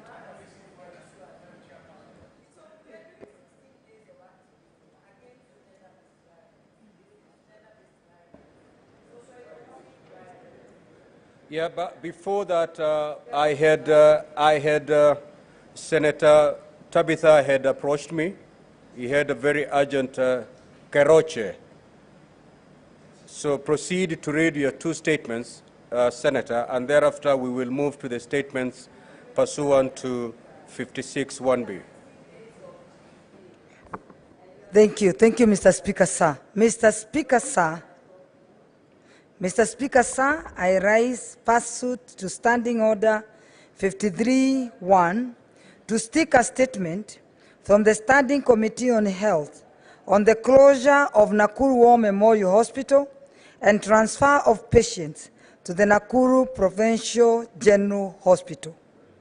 In the statement, the committee should inform the Senate about the reasons behind the nighttime transfer of patients from the Nakuru War Memorial Hospital to the Nakuru Provincial General Hospital on 28 October 2023, considering that some patients were on life support and the constitutional right to privacy and access to quality health care, as outlined as the Bill of Rights, were violated.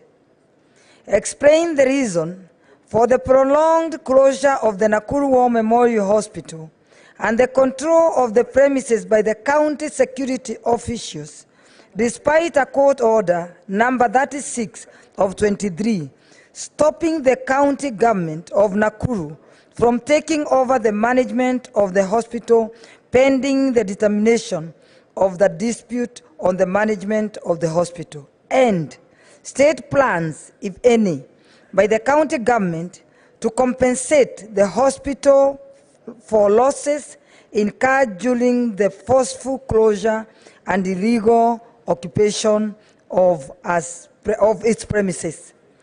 Thank you, Mr. Speaker, sir. Mr. Speaker, sir, the second statement. Mr. Speaker, sir, I rise pursuant to Standing Order 53-1 to seek a statement from the Standing Committee on Land, Environment and Natural Resources on the land ownership over the Nakuru War Memorial Hospital in Nakuru County. In the statement, the committee should explain why the county government of Nakuru has been frustrating the proprietor of the hospital whose lease was extended by 50 years via certificate of lease number Nakuru Municipality Block 11/107, issued on 1st March 2021, and where the hospital is located.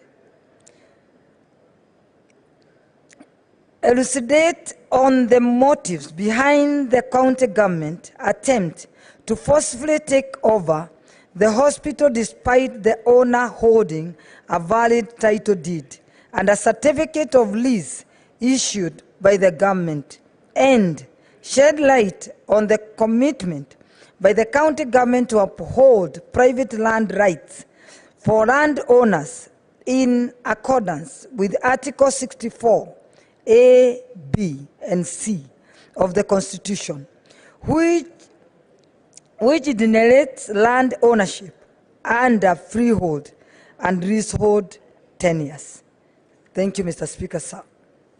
Thank you, Senator Tabitha. The chairperson, Standing Committee on Agriculture, was called out before. Is he around? Okay.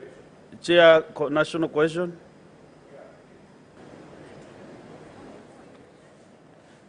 Thank you, Honorable Speaker. I have a statement in relation to the activities of Standing Committee on National Cohesion, Equal Opportunity, and Regional Integration. Pursuant to Standing Order 56.1b for the period from 1st September 2023 to 30th November 2023. Mr. Speaker, sir, I rise pursuant to Standing Order 56.1b of the Senate Standing Orders to make a statement relating to activities of Standing Committee on National Cohesion, Equal Opportunity, and Regional Integration for the period from 1st September 2023 to 5th December 2023. Number two, Mr. Speaker, sir, the Standing Committee on National Cohesion, Equal Opportunity, and Regional Integration is established under Standing Order 2281 of the Senate Standing Orders and is mandated to consider all matters related to the pursuit of national and inter-community cohesion, the equalization of opportunities, and improvement in the quality of life and status of all persons. Regional integration, the East African Legislative Assembly, and the Pan-African Parliament.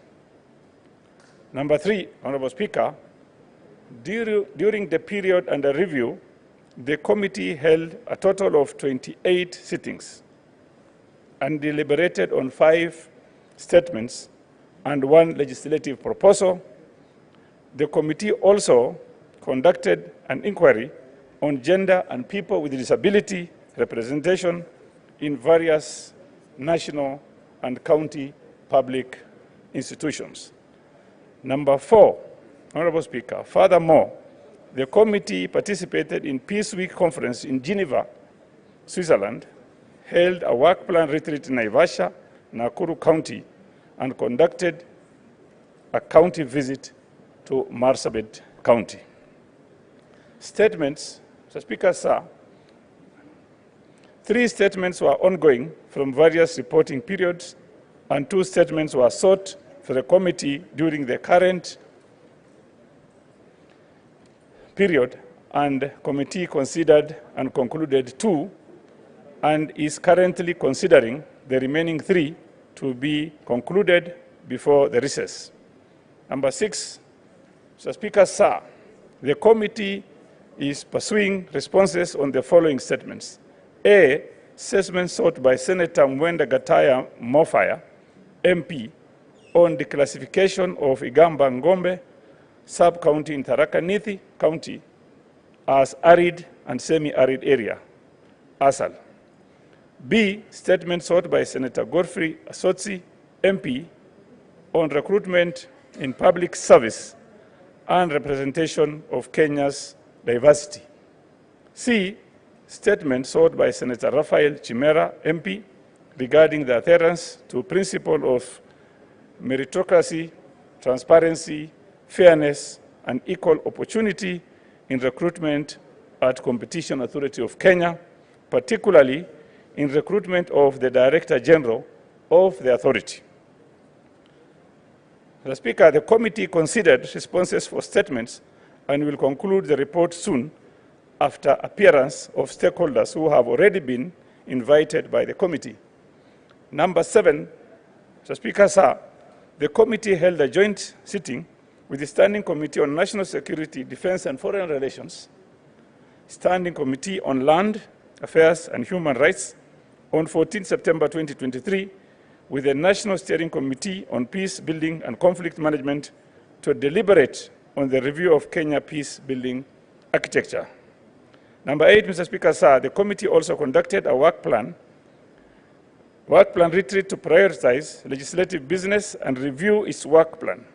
Further, the committee considered proposed amendments by the National Cohesion and Integration Commission, NCIC, on the NCIC Act legislative proposal for the County Youth Council Bill. Number 9, Mr. Speaker, sir, in conclusion, the committee is scheduled to carry out the following key activities in this session. A, consider the legislative proposal for the County Youth Council Bill with a view of enacting it into law. B, undertake a retreat with the National Cohesion and Integration Commission to consider their proposed amendment to NCIC Act. C, to undertake an inquiry on the state of access to public facilities by persons with disability in Kenya. Number 10, Mr. Speaker, sir, going forward, the committee intends to conclude pending legislative business that is before it within this quarter, particularly such business as may be subject to timelines provided under the standing orders or any other law.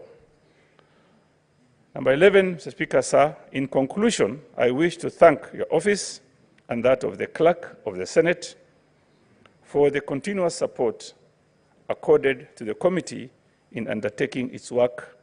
And lastly, I thank the members of the committee for their commitment, and diligence in their contribution to the great achievements of the committee during the period under review. I thank you, Honorable Speaker, Senator Mohamed Chute, Chairperson, Standing Committee on National Cohesion, Equal Opportunity, and Regional Integration. Thank you, Honorable Speaker, once again. Next is the Chair, Justice, Legal Affairs and Human Rights Committee. And Chair, as you know, there is a standing order on these statements from committees is just allocated 10 minutes. So if you can be able to... sorry, Chairman, national question. Kindly table your statement for records purpose. Then proceed. Thank you, Honorable Speaker. I will try to limit to the extent of the timeline that you have indicated. And Honorable Speaker, I rise pursuant to Standing Order 56-1B of the Senate Standing Orders to make a statement relating to the activities of the Standing Committee on Justice, Legal Affairs, and Human Rights for the months of July to December 2023. Honorable Speaker, during the period under reference, the committee held 42 sittings at which considered various legislative business as set out below. A, legislative proposals. Honorable Speaker, the committee conducted pre-publication scrutiny on 4 legislative proposals, which were referred to the committee pursuant to Standing Order 133A of the Senate Standing Orders, and these include the Constitution of Kenya Amendment Bill 2023, sponsored by Senator Raphael Chimera, the County Civic Education Bill 2023, sponsored by Senator Esther Okenyuri, the Whistleblower Protection Bill 2023, sponsored by Senator Gloria Orwoba, and the County Government State Officers Removal from Office Procedure Bill, sponsored by Senator Thangwa. The committee, Honorable Speaker, conducted and considered of the first 3 proposals and submitted its comment to the Right Honorable Speaker of the Senate. The consideration of the legislative proposal by Senator Thangwa, MP, is an active engagement before the committee. Honorable Speaker, the committee considered 2 bills which were committed to the committee, and those are the Constitution of Kenya Amendment Bill, Senate Bills number 15 of 2023, sponsored by Senator Beth Siengo, and the Parliamentary Powers and Privileges Amendment Bill 2023, Senate Bills number 37 of 2023, sponsored by Senator Osotsi. The committee, Honorable Speaker, considered and concluded its consideration of the 2 bills and tabled the report to the floor of this House. On statements, Honorable Speaker, the committee considered 3 statements during this reporting period, and these are statements by Senator Mohamed Chute on the status of inquiries by EACC, that's Ethics and Anti-Corruption Commission, in the ASAL counties of Wajir, Mandera, Marsabit, and Samburu, statement by Senator Mohamed Said Chute as well on the status of court construction projects in the Republic of Kenya, and lastly, statement by Senator Hamida Kibwana on gender-based violence incidents in the Republic of Kenya within the political space in Kenya. The committee, Honorable Speaker, considered the first statement. In the case of the other 2, we have invited the responses from key stakeholders and will subsequently schedule meetings to consider the statements and report our responses thereon. The petitions, Honorable Speaker, during this period were 5, and all the five, we have tabled a report. This is the petition by Zipporah Seronei regarding mistreatment, harassment, property laws, and human rights violations meted on the family of the late Honorable Jean-Marie Seronei. Petition by Taraticio Kawe concerning the introduction of an amendment to the Constitution of Kenya and other relevant laws on the election of the Deputy Speaker, Deputy President, and Deputy Governors in the Republic of Kenya, and the petition by Muindumbingu Memorial Gelani Association concerning historical injustices suffered by the residents of Ngelani area in Machakos County during the colonial period.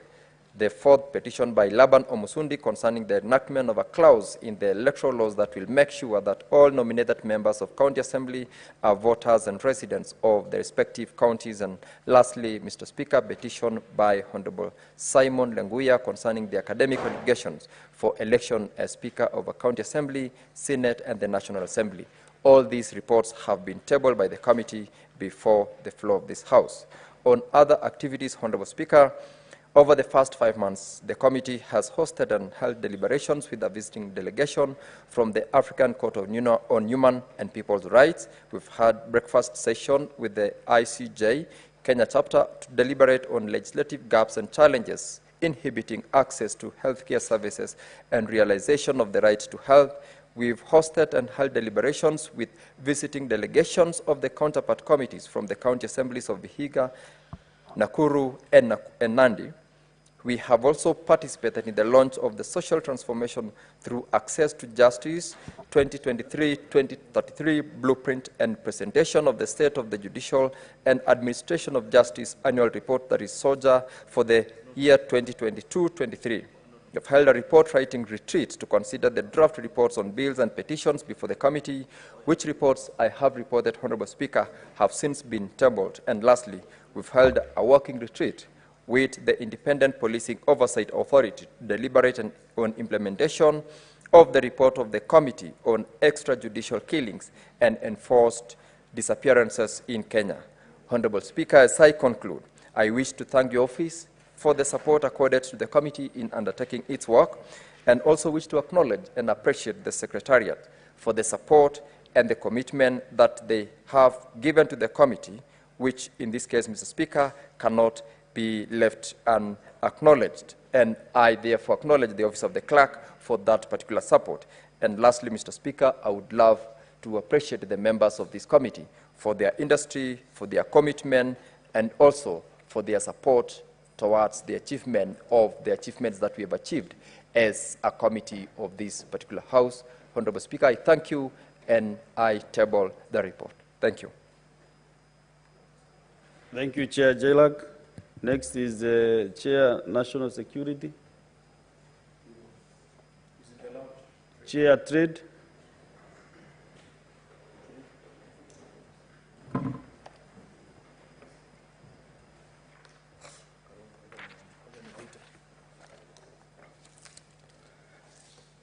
Thank you, Honorable Speaker.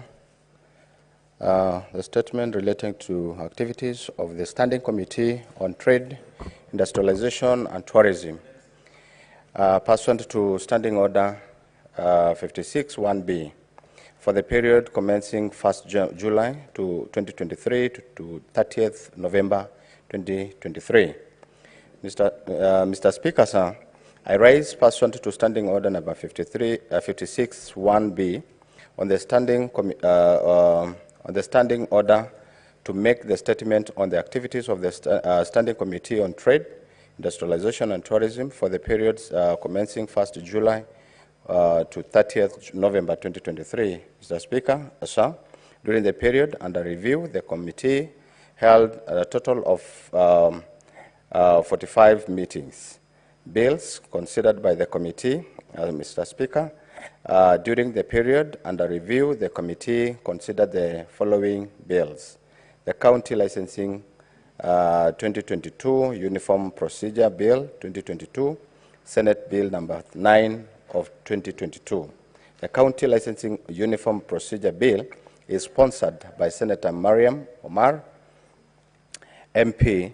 The bill seeks to establish a standing uniforms procedure for licensing by county government. Status: the committee tabled its reports on 12th April 2023.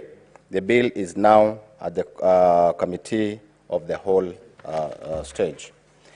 B, the Startup Bill 2022, Senate Bill number 14 of 2022. The Startup Bill 2022 was read a first time on the 15th February 2023 and is sponsored by Senator Crystal Lasige, MP. It seeks to provide a framework to encourage innovations and incentives the establishment of startups. Status: the committee tabled the report on the in the Senate on the 12th April 2023. The bill is at the committee of the whole. Street Vendors Protections and Livelihood Bill, Senate Bill number 41 of 2023. The Street Vendors Bill was read the first time on the Tuesday, 17th October 2023. It is sponsored by Senator Esther Okenyuri, MP. The status, the bill is currently undergoing a public participation at the committee. Petitions. Petition on the fraudulent shareholding activities and illegal acquisitions of East Africa Breweries Limited, EABL. Mr. Speaker, sir, during the period under review, one petition was reported on 30th July 2023 by Senator Wakili Hilary Sigei, MP, on the fraudulent shareholding activities and illegal acquisitions of East Africa Breweries Limited, EABL. The status: the committee has undertaken engagement in the petition by Mr. Nicholas Rono, the Chief Executive Officer, Capital Market Authority, and the Competition Authority of Kenya. The committee has scheduled a meeting with the Commissioner General, Kenya Revenue Authority, on Thursday, which is now today. It was supposed to be today, 2023, to consider the petition. County visits. Mr. Speaker, sir, during the period on February 24th and Saturday 25th November 2023, the committee undertook the inspections visit to Busia and Bungoma counties as follows. Busia and Malaba, one stop border posts to access the state of cross-border trade between Kenya and Uganda, and further inspect the state of the border posts. Visit and engagements at the new Nawesa Industrial Park in Busia County to inspect the implementation status of the county aggregated industrial park. Visit to Kakapel Cultural Center in North Steso in Busia County to assess the visibility of the cultural shrine of the promotions of tourism and cultural heritage. Meeting with the members of the Metropolitan Teacher Circle in Bungoma as a follow-up in the statement that was requested by Senator David Wakoli, MP, on the status of Metropolitan National Circle in Bungoma County. The committee is following up on the submission of the memorandum review in the stakeholders, and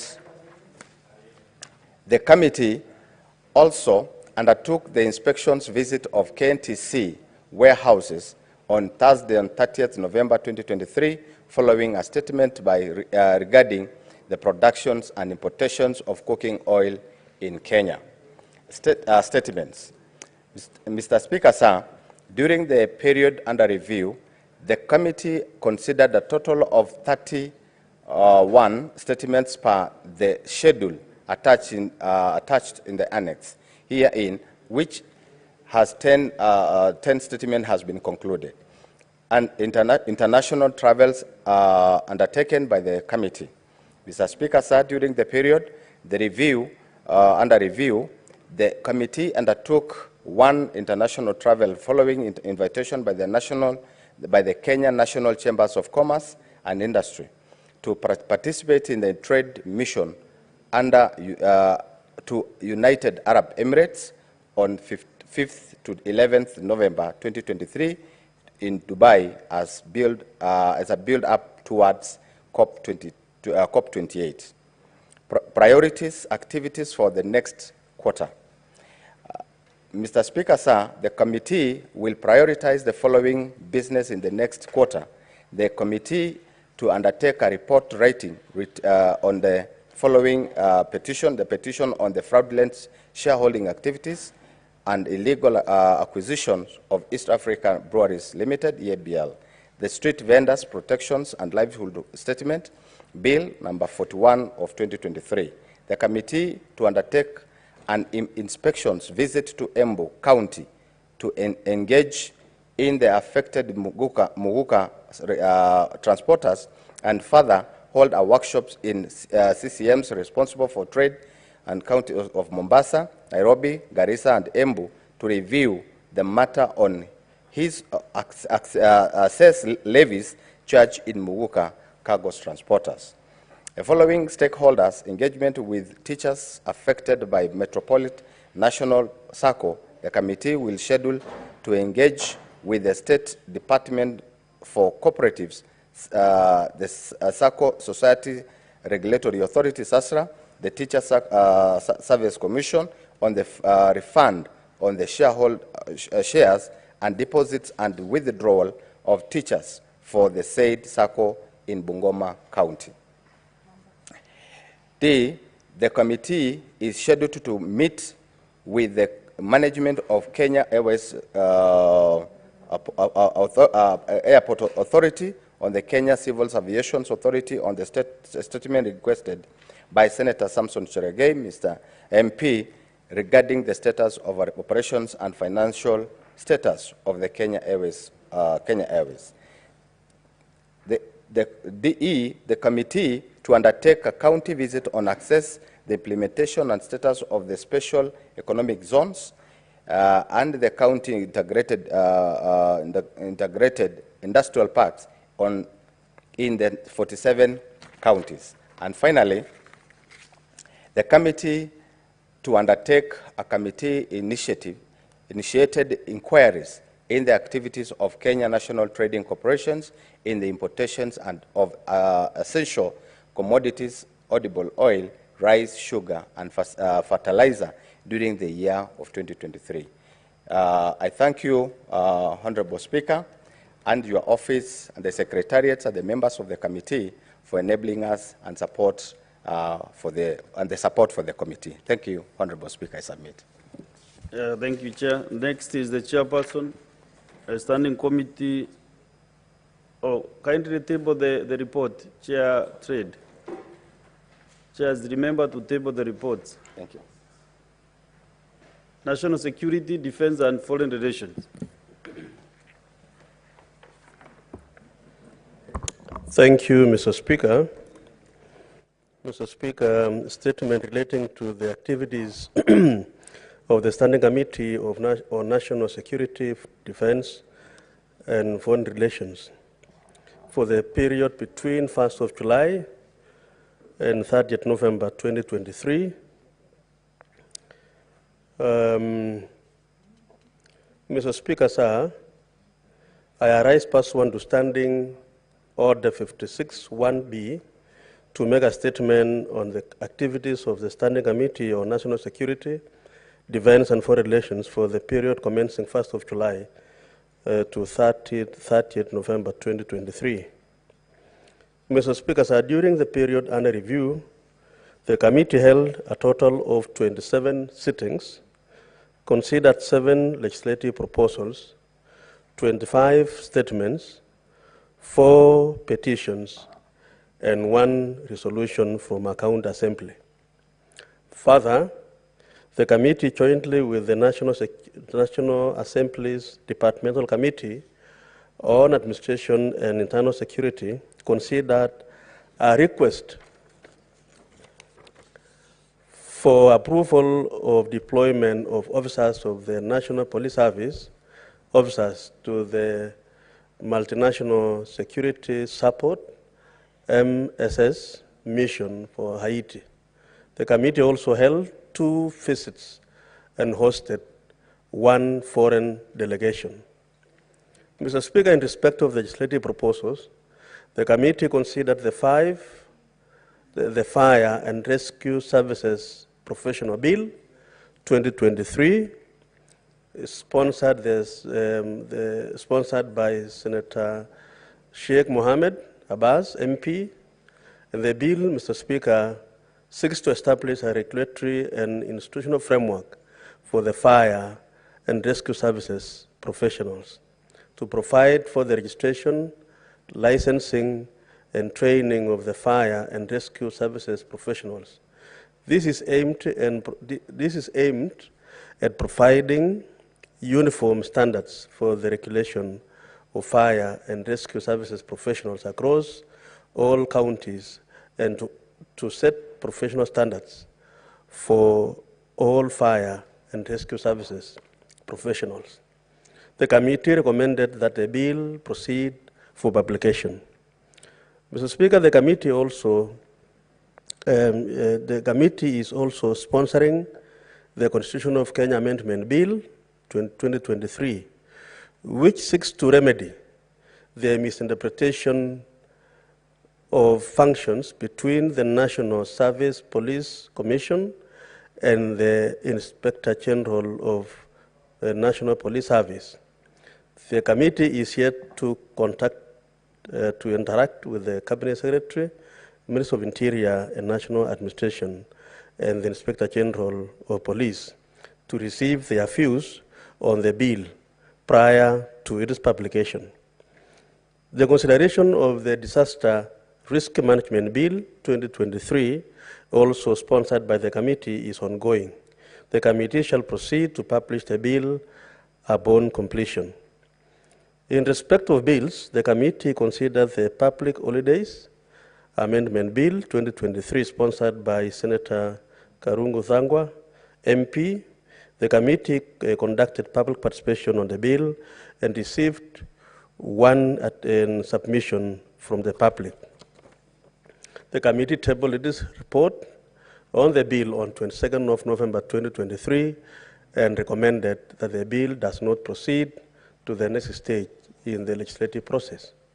Mr. Speaker, with respect to statements before the committee, a total of 25 statements were sought from the committee during the period under review as annexed to this statement.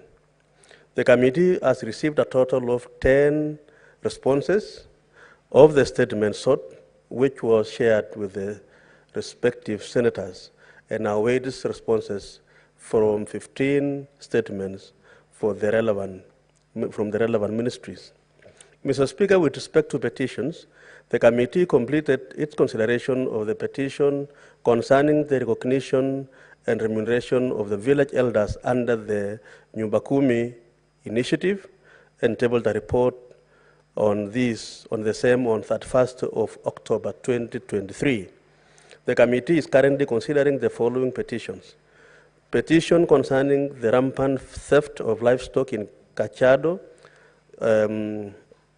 Kajiado East and Kajiado West sub-counties and Kajiado County at large. Petition also on the state of insecurity in Turkana County. And thirdly, Mr. Speaker, petition concerning persistent insecurity, cat rustling, loss of lives and property in Loroki and Malaso Division of Samburu County. The committee, Mr. Speaker, has met with the petitioners and is meeting with the various stakeholders, including the Cabinet Secretary, Minister of Interior and National Administration, and the Inspector General of Police, so as to conclude on these petitions. Mr. Speaker, sir, the committee is considering a resolution of the County Assembly of Elgeyo Marakwet on measures to curb banditry in Kerio Valley. The committee visited Elgeyo Marakwet County on Friday, 10th of November 2023, and met with the Governor and the County Assembly. The committee is scheduled to meet with the Cabinet Secretary, Minister of Interior, National Administration, and the IG so as to finalize its reports on the resolution.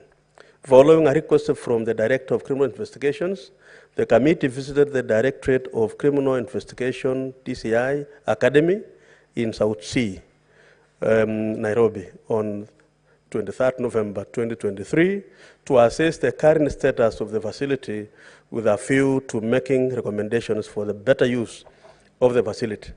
The committee awaits the submission of supplementary information from the DCI for completion of its report. Mr. Speaker, during the period under review, the committee, jointly with the National Assembly Departmental Committee on Administration and Internal Security, considered a request for the approval of the deployment of officers of the National Police Service to the Multinational Security Support MSS mission for Haiti. The committees concluded public participation on the request and met with the Cabinet Secretary, Minister of Interior, and the Inspector General of Police. The committee tabled its report on both houses of Parliament on Wednesday, 15th November 2023, and recommended the approval of the deployment of the officers of the National Police Service to the Multinational Security Support Mission for Haiti. The National Assembly and the Senate both approved the deployment on Thursday, 16th of November 2023. Mr. Speaker, the committee met with the Japanese ambassador to Kenya on Wednesday, 29th November 2023. The committee explored areas of mutual cooperation and sought to strengthen relations between the two countries. A working engagement to foster and strengthen bilateral relations, including the incorporation of senators to a Kenya-Japan parliamentary group and engagement with the counterpart committee of the Japan House of the Councillors is underway. Mr. Speaker, going forward, the committee intends to, 1, meet the Cabinet Secretary, Minister of Interior, National Administration, and the Inspector General to conclude the legislative business pending before the committee. Visit Kajiado County to receive submissions on the petition before the committee, and finally, complete its consideration of committee-sponsored bills for publication. Thank you, Mr. Speaker. Thank you, Chair. Security. Next is the Chairperson, Loans, Transportation and Housing.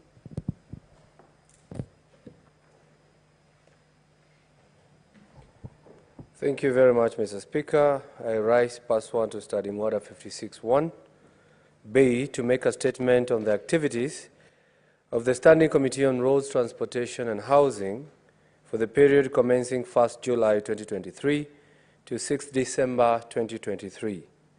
Mr. Speaker, sir, the Standing Committee on Roads, Transportation and Housing is established under Standing Order 228.3 of the Senate Standing Orders and is mandated to consider all matters relating to transport, roads, public works, housing, construction, and maintenance of roads, rails, and buildings, seaports, and communication. Mr. Speaker, sir, during the period under consideration, the committee conducted the following business.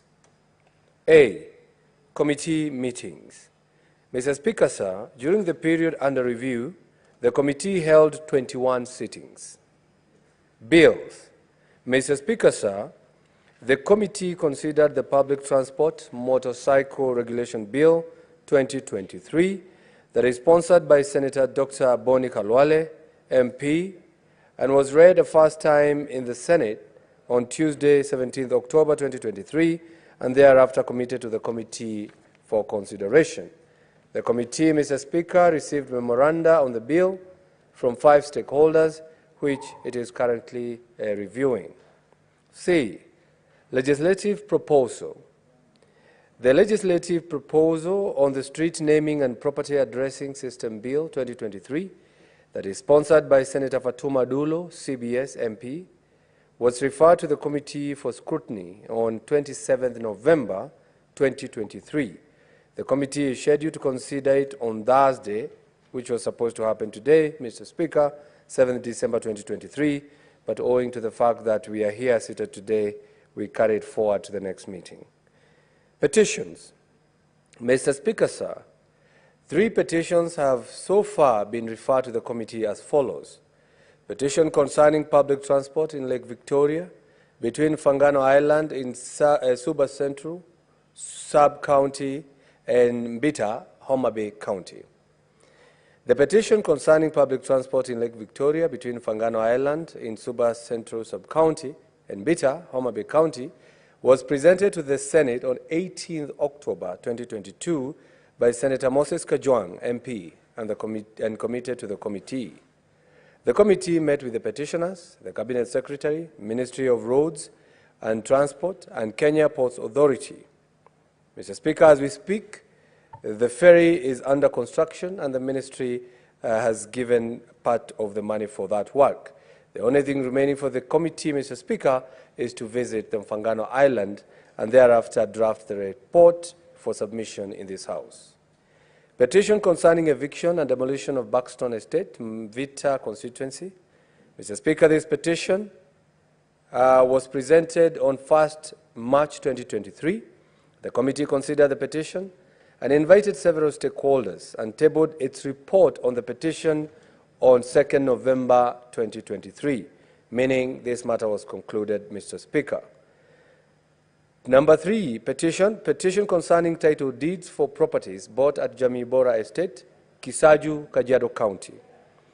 Mr. Speaker, this petition was committed to the committee on 14th March 2023. The petitioners bought houses and shops on an off-plan housing scheme from Jamii Bora Charitable Trust, but have never been issued with title deeds to house built in Jamii Bora Estate since the year 2008 to date. The petitioners, therefore, sought the intervention of the Senate to have them issued with the title deeds for their properties.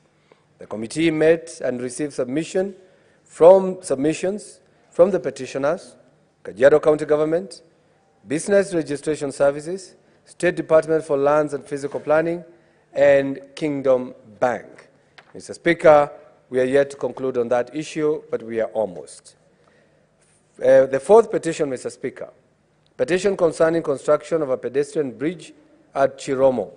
Mr. Speaker, the committee considered the petition and tabled its report on the petition on 31st October 2023, meaning that matter has been concluded. Statements. Mr. Speaker, sir, during the period under review, 51 statements were referred to the committee for consideration, out of which 4 statements were considered and concluded. In addition, during the period, 11 statements were considered but not concluded because the committee sought supplementary information. Mr. Speaker, sir, the committee further sought responses of the 36 statements from the government agencies. Some of the responses have been received but not considered, and other responses are yet to be received. Inquiries. Mr. Speaker, sir, the committee is undertaking an inquiry into the urban regeneration and renewal program of the County Government of Nairobi, which intends to demolish 13 estates, majority of which are in Eastlands area, Nairobi County, and redevelop the estates under the affordable housing program. The committee is concerned with the manner in which the County Government of Nairobi is undertaking the program without carrying out meaningful participation by the residents of the targeted estates and the issuance of threats to the officials of the estates, residents associations who have raised issues with the manner in which the program was being carried out. It is more concerning that despite numerous invitations of the Governor of Nairobi County to apprise the committee on the program, he has consistently failed to honor the invitations, giving insufficient reason for his non-appearance. The committee will continue to pursue the matter to its conclusion. Again, Mr. Speaker, we were to meet today, but owing to the fact that we are here, we have deferred that meeting to the next sitting. Messages. Mr. Speaker, sir, The committee received a message for consideration jointly with the Standing Committee on Land, Environment and Natural Resources.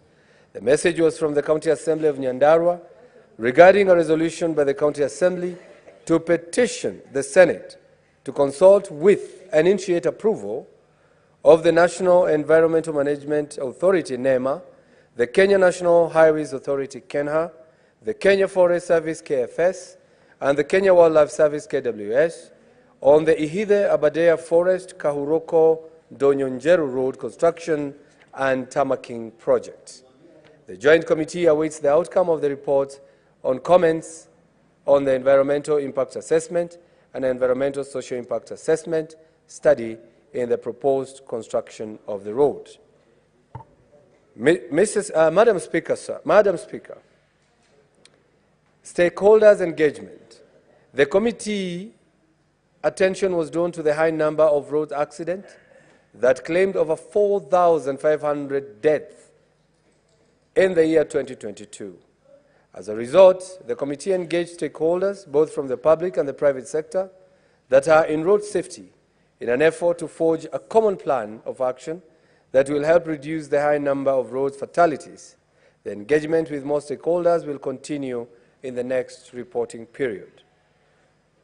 Finally, Madam Speaker, parliamentary diplomacy.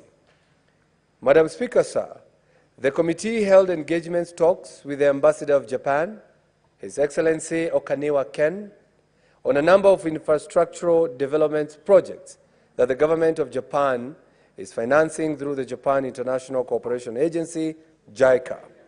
The committee also inspected a Japan-funded community road empowerment core project, which has improved a 26-kilometer rural access road in Meru County using a technology called DONO. Such low-cost and labor-intensive road projects provide opportunities for county governments to effectively maintain the over 120,000 kilometers of county government roads. Challenges. Madam Speaker, the non-appearance of witnesses when invited delay the operation of the committee in consideration of other business. The committee has had to issue summons for appearance of some governors. Madam Speaker, I take this opportunity to thank you, the Speaker, the Secretariat, my fellow senator, for making it possible for the committee to execute its mandate. Yours, Senator Karungo Wathangwa, Chairman, Roads, Transportation and Housing. Thank you. The Chairperson, Select Committee on County Public Accounts Committee. Senator Cherarke. Thank you. Thank you, Madam Speaker. This is statement relating to the activities of the Senate County Public Accounts Committee, pursuant to Standing Order 56-1B.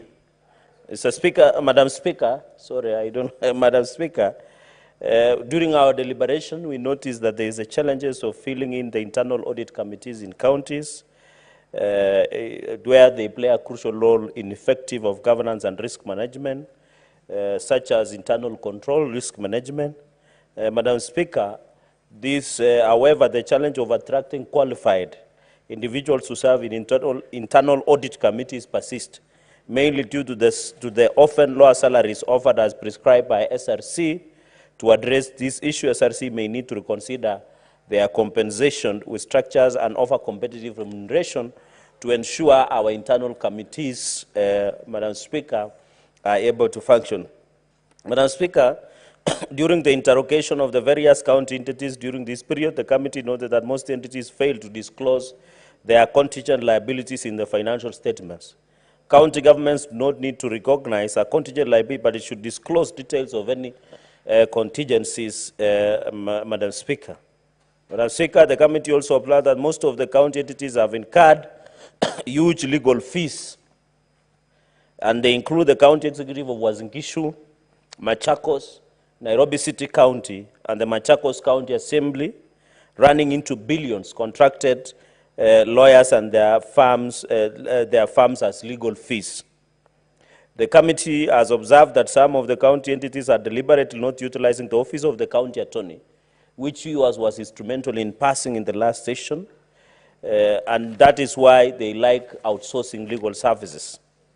Additionally, the committee observed that counties have failed to explore alternative dispute resolution to try and resolve and to save billions. Madam Speaker, the committee continues, and it is a concern in the high interest in the unhealthy size and growth of wage bills in many of the counties.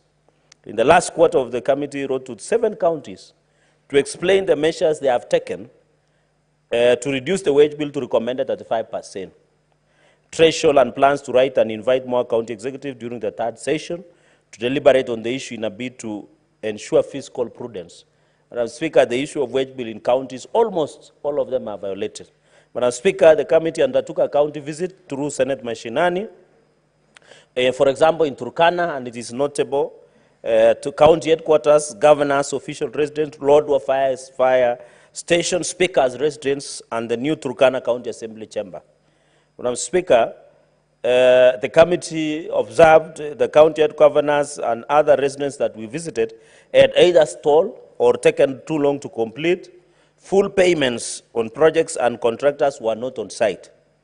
The committee directed the EACC to take interest on the projects, especially in Turkana County. Further, the controller of budget to also question and scrutinize requisition relating to the highlighted projects in Turkana County. Madam Speaker, adopted report of the finance and budget on the county government's infrastructure projects comprising county executive headquarters, offices, assembly chambers and offices, and county state offices, residents that cap the costs of constructing the governor's residences at 45 million and speaker's residence at a cost of 35 million. However, the committee observed that most of the counties had already awarded contracts that had gone beyond this sum.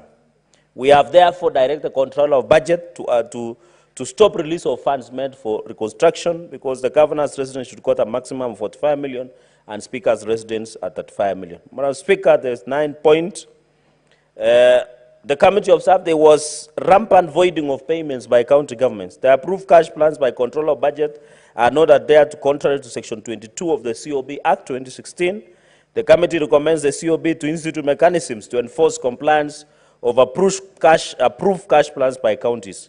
Further, the committee recommends that the Senate Delegated Legislation Committee fast-tracks the consideration and adoption of controller of budget regulations for better carrying out and giving effect to any provision of the Act. Madam Speaker, the committee has met and interrogated many county assemblies. However, most of the county assemblies are still grappling with poor asset management. Majority of county assemblies do not possess titles to the land on which assemblies sit. The committee has since been informed that it has been established by Intergovernmental Budget and Economic Council, IBEC, to validate assets and liabilities inherited from defunct and local authorities, and expected to report back between January and March 2024. And when the report is ready, we shall bring it. Madam Speaker, point number 11, the Senate, through the county allocation revenue, has over years increased budgetary ceilings to county assemblies, way above the recommended 7% threshold under the PMF Act 2012. In some cases, assemblies have received as much as 16% of the county revenue, for example, Kirinyaga, while on the other hand, assemblies still receive less than 7%, for example, Mombasa. Madam Speaker, the committee also fast-tracking of legislative and administrative measures, county assembly financial autonomy, and I know that amendment has been read, the first reading, so that we can give most of the county assemblies financial autonomy in their work. Madam Speaker, point number 12, and it's of concern of the country, is pending bills continue to be a big problem. Madam Speaker, first quarter of the 3rd session, the committee shall convene a meeting with Auditor of General Office, Controller of Budget, Council of Governors, National Treasury, and EACC to define actionable measures to ensure integrity and completeness of accounts payable across the counties, which continue, and pending bills continue to affect most of the counties. Madam Speaker, point number 13, during the interrogation of OAG reports, we noticed non-remittance of pension deductions to the relevant pension schemes. And therefore, the total outstanding pension liabilities accrued as submitted by the COB indicates a total of whopping 85 billion as at 31st March that has not been remitted to the relevant pension schemes. Point number 14, Madam Speaker, on human resource issues affecting 47 counties, the committee observed that the secretary to the County Public Service Board, by qualification, must be a certified secretary and not certified human resource practitioner. The committee observed there is a lacuna in law. The committee noted where there are strict requirements in management of financial resources in the counties, there is a leisurely approach in managing human resources. It was observed that the qualification requirement for those responsible for managing human resources were not strangely spelled out compared to those manage all financial resources. And therefore, Madam Speaker, we shall bring an amendment to that. Finally, in conclusion, I wish to thank the members of the committee, the members of the committee and the dedicated secretariat and your office, Madam Speaker, for the support and dedicated who usually sit for long hours. Madam Speaker, this is one of the committees you can sit the whole day, running with numbers, grappling with numbers, and therefore we are working hard to reduce the backlog of audit reports. The committee will use various strategies, including subcommittees in county assemblies, merger of financial years, to shift to a more proactive mandate and to ensure the Senate in concurrent its intervention. And I want to call upon members of this House to be always, when the reports of various counties are brought for adoption, to look at it and debate and give suggestions to how we can improve the work of County Public Accounts Committee. Madam Speaker, with those very many remarks, allow me to table the report of this committee. I thank you, Madam Speaker. Do we have any representative for the Chairperson, Select Committee on Public Investments and Special Funds Committee? That statement is deferred. Any person for the Chairperson, Select Committee on Delegated Legislation? That statement is deferred. We now move on to two statements by the Senator for Lamu, Senator Kamau.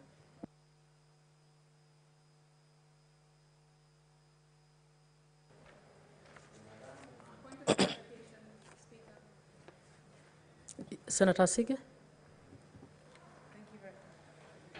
Thank you, Speaker. Just wanted to clarify, Speaker, if we will be able to have a chance to comment on the statements read, the reports made by the chairs of the different committees.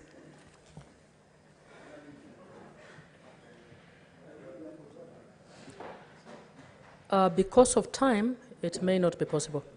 So I don't think we will have that time. Chair, thank you. Speaker, thank you for that. Though there is a real burning issue that I have on the report by JLAC committee, and I wish to table it, Chair, as this is the last session for the year. I've already ruled, Senator Hasige. Thank you. No, but we've not been given time to speak on the reports.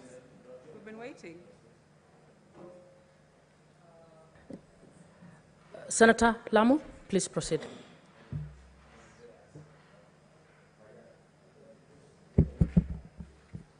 Thank you, Madam Speaker. Madam Speaker, I rise pursuant to Standing Order 53-1 to seek a statement from the Standing Committee on Roads, Transport and Housing concerning maintenance of the Lamu-Gariseni Road. In the statement, the committee should identify the contractor responsible for the maintenance of Lamu-Gariseni Highway and outline the specific tasks encompassed within the scope of work for the works assigned to the contractor. Number two, clarify if the contractor is obligated by the terms of the contract to perform bush clearing along both sides of the road, and if so, to what extent. And number three, assess whether the Ministry of Roads and Transport has established mechanisms to guarantee and to maintain activities aligned within the stipulated standards. Madam Speaker, while on my feet, I have another statement. I rise pursuant to Standing Order 53-1 to seek a statement from the Standing Committee on Land, Environment and National Resources regarding the resettlement of residents occupying land intended for the establishment of a power generation plant in Lamu County. In the statement, the committee should, 1, indicate whether the government has issued the title deed for the 3,400 acres of land in Bahar Ward, Mpeketoni to Kenwind Kenya Limited for the establishment of power generation plant in Lamu County. Number 2, explain the fate of the residents occupying the land, considering that the county had subdivided it and intended to issue title deeds to approximately 2,000 families who have resided there for an extended period of time. Number 3, clarify whether the resettlement plan was executed in accordance with the law, outlining steps taken to guarantee the affected individuals proper resettlements and compensation. Thank you, Madam Speaker. The chairperson, Select Committee on Public Investments and Special Funds, quickly make your statement in about 3 minutes.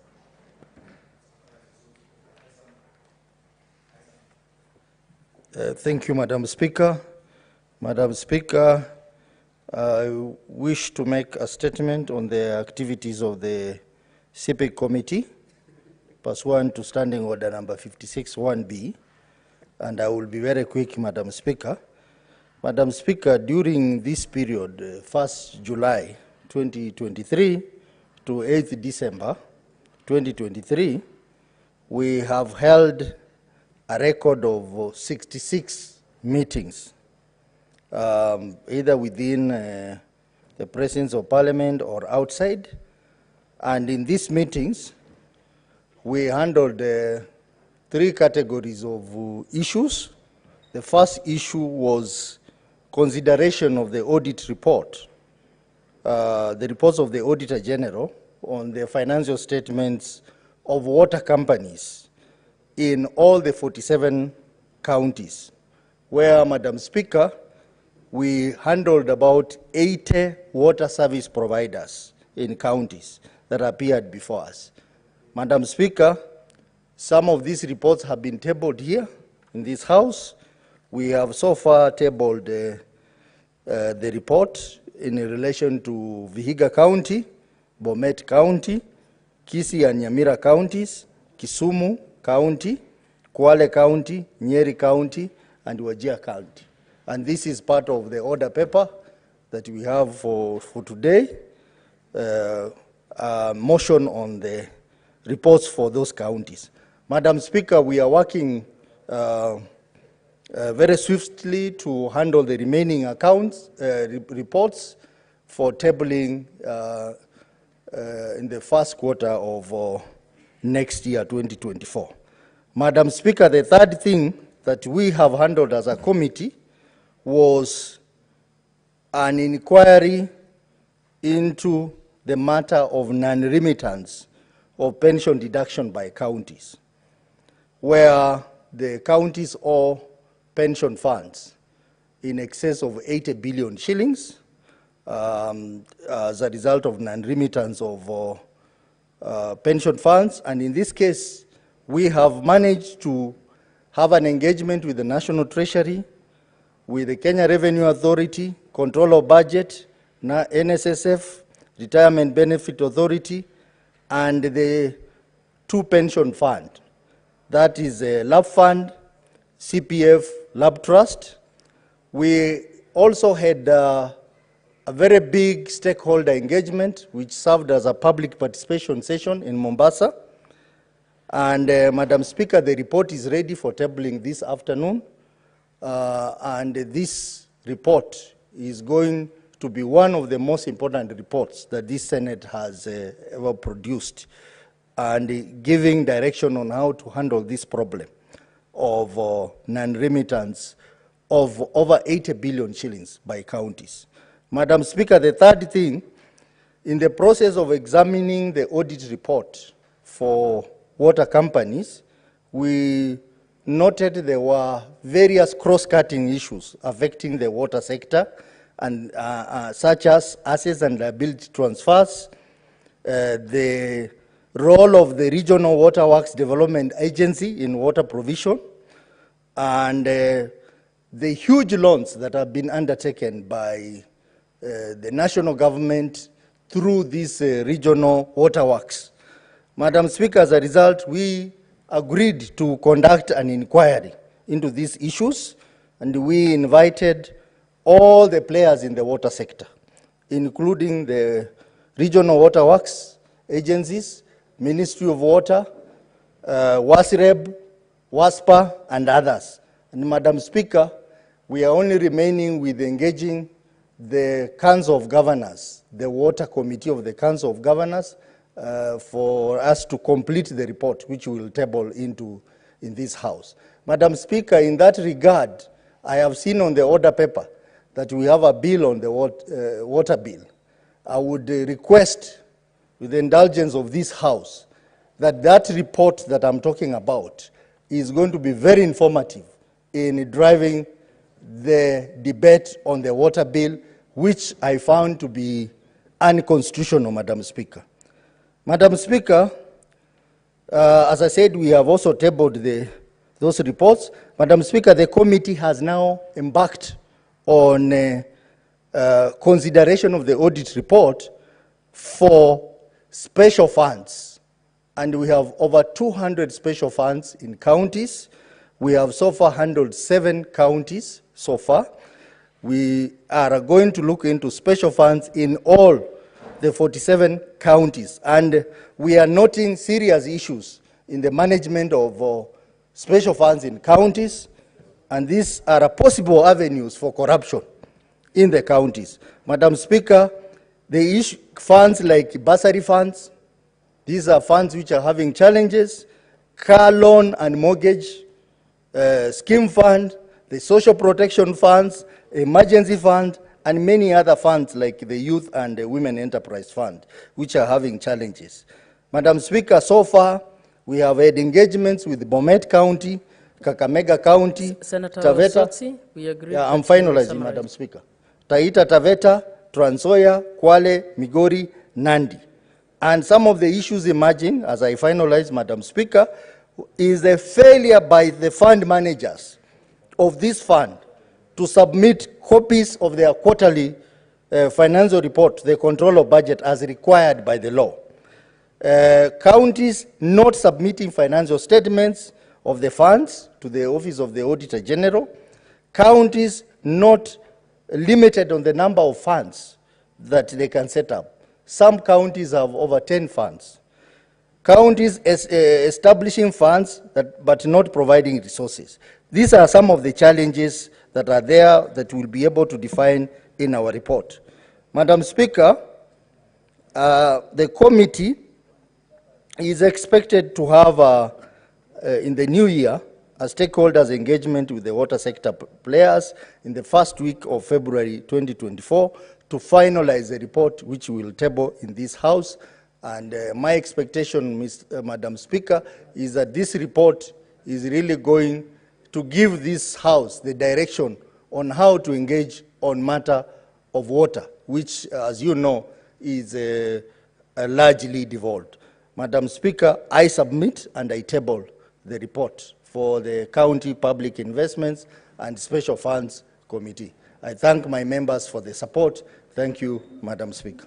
I table. Next order. Majority Leader.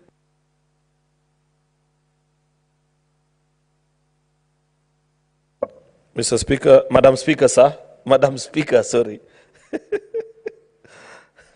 I rise pursuant to Standing Order number 57-1 to hereby present to the Senate the status of the business before the House. I'll try and really be brief because I can see time is far much spent. Order, Senator Cherargei, can you consult with the Thank you. Senior Counsel in Lawtons, please? Madam, I was saying I'll try and be brief in my statement because I can see time is far much spent and we still have to do an adjournment motion, Madam Speaker, that will be moving in the next few minutes. Madam Speaker, as you're aware, today, Thursday, the 7th of December, is our last sitting of this session with the Senate calendar for the second session. Honorable Senators will also note that at yesterday's sitting, the Senate passed a resolution to alter the hours of sitting to hold today, sitting at 9:30 to 1, which in effect suspended the afternoon sitting. As such, therefore, there will be no afternoon sitting today, and the House will proceed on recess today from 1 p.m. Madam Speaker, at the beginning of the second session in February 2023, was a fairly tumultuous with divided Senate along party lines following the very hotly contested general election. It was impossible to transact legislative business. Today, as I stand here, Madam Speaker, I'm extremely happy that as the session wore on, the two sides of the political divide have closed ranks and we have begun to appreciate each other for the common good of our country. This has resulted in the passing of very crucial legislative business. With respect to bills, the House of the Senate has a total of 59 bills have so far been published, out of which 5 have been enacted into law. 8 have been concluded and have been referred to the National Assembly for consideration. 31 bills are pending conclusion at various stages in the Senate. 6 bills are undergoing concurrence pursuant to Article 110 of the Constitution. 5 bills have been denied concurrence. 2 bills were negative at the second reading stage. 2 bills were withdrawn by the respective movers. Madam Speaker, in terms of petition, the House has so far received 44, 22 of which have been concluded and the reports have been tabled, and 22 are pending conclusion by the respective standing committees. That's particularly impressive. But as Speaker, I want to single out, like we did last week, the Committee on Justice and Human Rights Affairs, which has concluded 8 petitions and brought them before the House. I commend them. The Chair has just left the floor a few minutes ago. With regards to motion, 89 motions have been filed, out of which 6 are pending conclusion. Honourable Senators will note that all pending motions, unfortunately, will lapse at the rouse of the House this afternoon. The procedure of questions continue to be used by many senators to seek issues that affect the people that they represent. There are a total of 90 questions that have been filed. Out of these, 51 have been responded to by the Cabinet Secretaries. This is now with specific reference to questions to Cabinet Secretaries. Out of the 90 that have been filed, 51 have been responded to. 3 have been withdrawn and 36 are pending. I am particularly impressed by the decision by the minority side, Madam Speaker, to join us eventually in this very important exercise. It took a while from our colleagues from the minority side to appreciate this important avenue that we use to table questions and ask Cabinet Secretaries to respond before us and follow the same with supplementary questions. I'm impressed and looking forward to this coming Wednesday's next session, Madam Speaker, where we'll have the full House actually, unlike the scenes that have been here the past few months. I also must celebrate, Madam Speaker, the Senate Mashinani program that we held from the 25th to the 29th in Lodwar, Turkana County. When, Madam Speaker, we made a decision at the SPC to take this program to the far-flung corners of the county, I could not have been more impressed than what I saw in Turkana, where senators sat for the full length of that particular period and interacted with residents. Of course, we got to get feedback. I saw people complain that we didn't get to interact with them as much as possible. But over and above, many of the residents of Turkana appreciate there are things that we are able to answer to them. As we move towards the next phase of the program and next year deciding, it is my proposition to the House that we still stick with proposals of taking this program to the so-called forgotten corners of this country. Aside from the legislative agenda, the Senate participated in the Devolution Stakeholders Forum and Devolution Conference was in Gishu as well. The lessons learned from these 2 events continue to shape the discourse on how the Senate undertakes its mandate. The Devolution Conference was particularly instrumental in highlighting crucial areas of legislation, including on-source revenue for county governments to support devolved functions, housing, planning and urban development, investment in counties, strengthening food systems, and empowerment of youth continue to be programs that were highly discussed. The Senate also, while with regards to Turkana, Madam Speaker, the Senate sought to promote the role of the work of Senate in general, highlight the existing new opportunities and engage in legislative process, develop and strengthen partnerships at the county level. The Senate and its committees were able to interact with the people. Madam Speaker, as we come to the conclusion of the second session, I would like to express my gratitude, by extension that of the Senate leadership, to all the honourable senators of this House for their unwavering dedication and commitment to serve the people of Kenya. The past months have been filled with robust debates, diligent committee work and passage of crucial legislative business that will shape our next agenda. Madam Speaker, it goes without saying, and I've said this to colleagues even in our informal sessions at the Senator's Lounge, that I don't recall a particular long recess that we concluded without reconvening for one reason or the other. So I want to request senators, including my friend Eddie, that even as you enjoy yourself during the recess, keep your phone open and keep checking your messages. Duty may call any given time. In fact, county assemblies have a knack of recalling this house just days to Christmas with business that is brought here. Last year was one such case. It is my hope that no governor falls into trouble with MCAs and warrant the recall of this house so that at least we can rest. Senators have worked extremely hard the last few months, and that's something that we must appreciate. But you will recall, and you do know, members, that there is very important business that we were not able to conclude, including equalization fund, which we have not been able to conclude on as we go on recess today. We have not also been able to conclude on the county government additional allocation. I know we have formed a mediation committee, but they are yet to meet because the National Assembly have specific issues that they have raised with the Council of Governors, which they first want to be addressed before the mediation exercise can commence. Therefore, it goes without saying, Madam Speaker, that I know for a fact that we shall reconvene somewhere along this long recess period, Madam Speaker, because if not for anything, just to consider those bills so that we can do what we need to do so that we can have funds go to our counties. Lastly, of course, is interventions that we need to make on the state of the economy, and we understand the challenges that we are facing, Madam Speaker. I would have said many things about the situation as it is. I think I had alluded to some of the comments that I mentioned earlier, particularly on the issue of privatization. Madam Speaker, it goes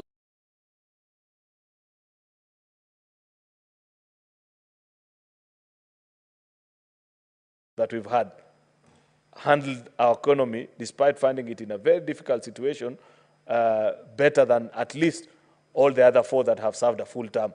It still remains to be a matter of debate what will happen, because the current president has only served 1 year. So we will judge him after he has concluded his term, Madam Speaker. This privatization exercise that many people are raising concern about, many of them are not genuine about it. You will know that this is actually a brainchild of President Mwai Kibaki. If you agree with his school of thought and how we need to manage our economy, you cannot hail Mwai Kibaki and not hail the privatization exercise. I know people have concerns about how the exercise is to be conducted. That's why I'm calling upon leaders to now take the opportunity that has been provided by the National Treasury to give their views on the privatization exercise. Instead of when Wananchi are out there saying, oh, don't sell KICC, then you are also here saying, don't sell KICC. Yet nobody has said KICC is up for sale. When you speak about concession, concession is a practice, Madam Speaker. First of all... But majority, would you kindly just conclude on your statement and then engage that on the adjournment? Okay, on the okay, adjournment because in the interest of time. Madam Yes, Speaker, yeah. I appreciate. I want to wish honorable senators a happy Jamhuri Day, a Merry Christmas, and a prosperous 2024. I thank you all, colleague senators, for your participation in the House. Thank you. Next order. Order number 8, the Public Service Values and Principles Amendment Bill, National Assembly Bill number 46 of 2022, first reading. A bill for an act of parliament to amend the Public Service Values and Principles Act and to provide for connected purposes. Order number 9, the National Construction Authority Amendment Bill, National Assembly Bill number 59 of 2022, first reading. A bill for an act of parliament to amend the National Construction Authority Act and for connected purposes. Order number 10, the Statutory Instruments Amendment Bill, National Assembly Bill number 2 of 2023, first reading. A bill for an act of parliament to amend the Statutory Instruments Act. Honorable members, will now move to order number 32. Order number 32, Motion, adjournment of the Senate. Majority Leader.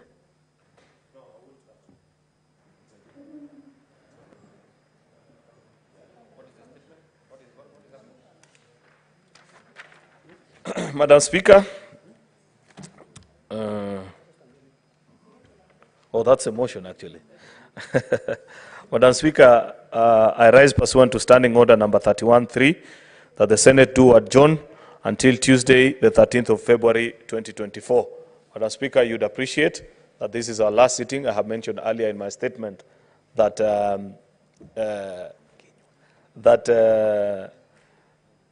we actually moved a motion yesterday to amend the calendar and agreed that our colleagues from the sporting department need to prepare, because many of them are leaving this afternoon for Kigali. Some have actually left, and therefore it will be important that we transact. It's unfortunate we were not able to conclude on the business we intended to, but be that as it may, I have already mentioned that we will come back. Therefore, Madam Speaker, I know many colleagues want to say one or two things about this before we adjourn.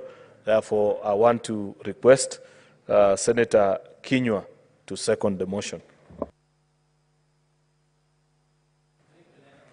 Who is seconding? Okay. Asante, Bwana Spika.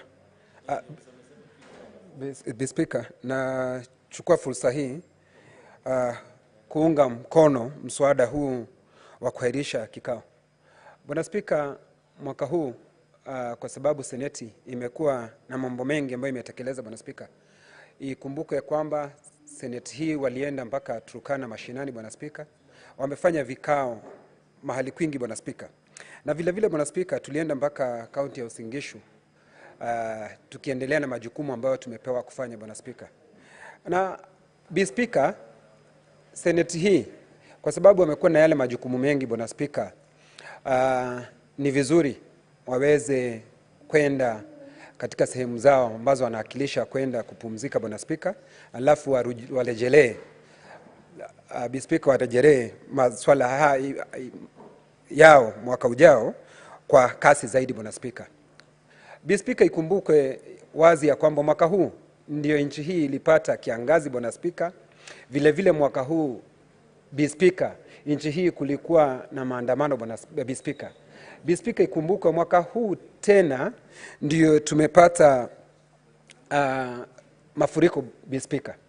Kwa hivyo yote tisa 10, Spika, ni ya kwamba ni vizuri angalau Seneti hii ichukue likizo waweze kuangalia hayo mambo yote kwa kindani, Bwana Spika, na mwaka ujao tunapokuja tuweze kuangazia sheria ambazo tayari zinaletwa katika bunge hii, na kushukuru maseneta ambao wamechangia. Spika, kwa sababu kuna ndugu zangu wanataka kuchangia na kuongea mengi, sitaki kuongea zaidi ya hapo, lakini niwatakie wa Kenya Krismasi yenye mafanikio na vile vile mwaka mpya ambao watapata mambo mengi ambayo yataweza kuleta nchi hii yetu mbele, Bwana Spika. Nashukuru.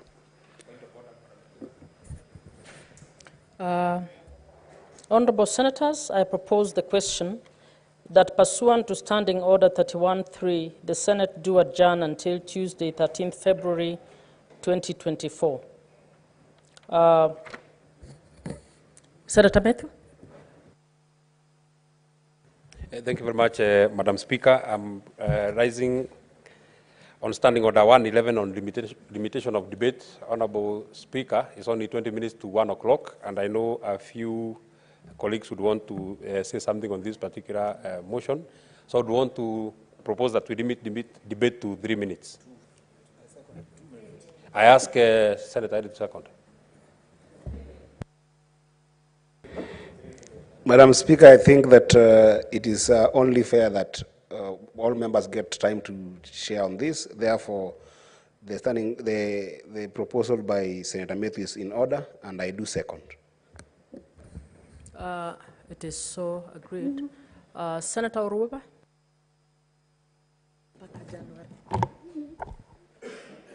Thank you, Madam Speaker. I want to take this opportunity to, first of all, thank my party, United Democratic Alliance, for nominating me to come and sit in this house. It's been a wonderful 1 year. learning the ropes of this house. I want to also thank my party leader, William Samoei Ruto, for having nominated me as well for this position.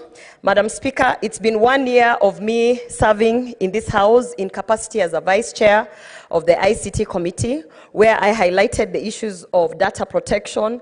I proposed the bill of the Konza Technopolis bill. And in that time, I was also able to set up a caucus for women MPs in ICT. Madam Speaker, I have been privileged to serve in the National Cohesion Committee as well as the Delegated Legislation Committee.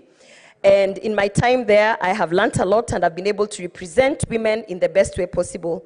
And Madam Speaker, one of the things that I would like to highlight and give progress is the issue of period poverty. As you all know, in February 14th, I had the accident here in the Senate. And Madam Speaker, just from that moment, it was an opportunity for us as legislators to put into motion what we were sent here to do, Madam Speaker. And I'm happy to report that the bill on free sanitary pads is in motion and is set to come in the next session for the first reading, Madam Speaker. It's out for public participation. Madam Speaker, I want to say that I have been very excited and I continue to be excited to serve my party in this capacity. And Madam Speaker, as we conclude this year, I think one of the lessons that I have learned and I continue to learn is that as I represent the women in this Senate, I will continue to speak up on the issues that actually affect the women.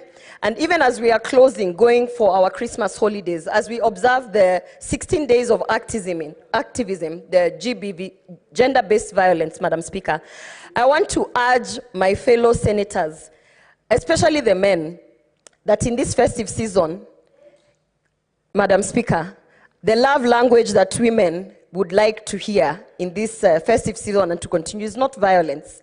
Our love language is we want to be loved, we want to be appreciated, and as we continue to observe these 16 days of gender-based violence, Madam Speaker, we want you to go out and share the love. So, Merry Christmas to everyone, happy festive season, and keep safe so that we can see you in the next session. Thank you, Madam Speaker. Senator Professor Ojenda. Thank you, Madam Speaker. In seconding the motion, I must allow the members of this House who, through one long year, have not only contributed to the motions before this House, but have made a lot of steps in ensuring that this House functions the entire year. Majority Leader Aaron Cheriot has steered this House by diligently presenting papers, ensuring that we debate motions.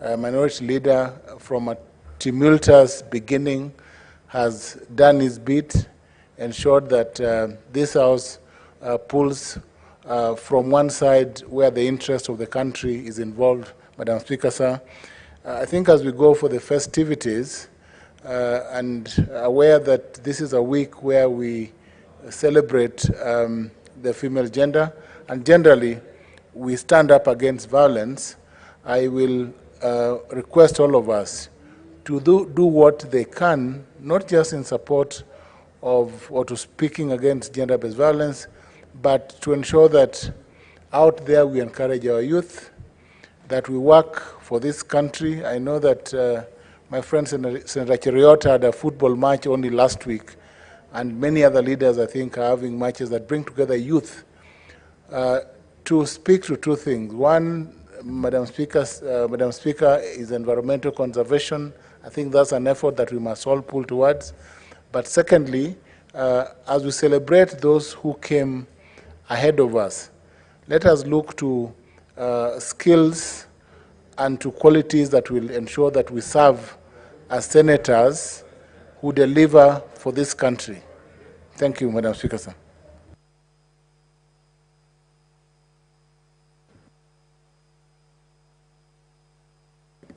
Senator Methu.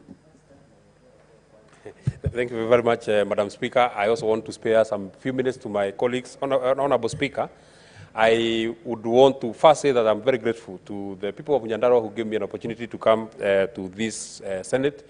It has been a great session, especially for those of us who are here for the first time, because we have had a very, a very good time of learning and sharpening our skills in leadership. I've been particularly very, very, very happy as the Chairman Committee on Lands, Environment and Natural Resources, because as a committee we've been able to process bills that have been assented to become law, Honorable Speaker.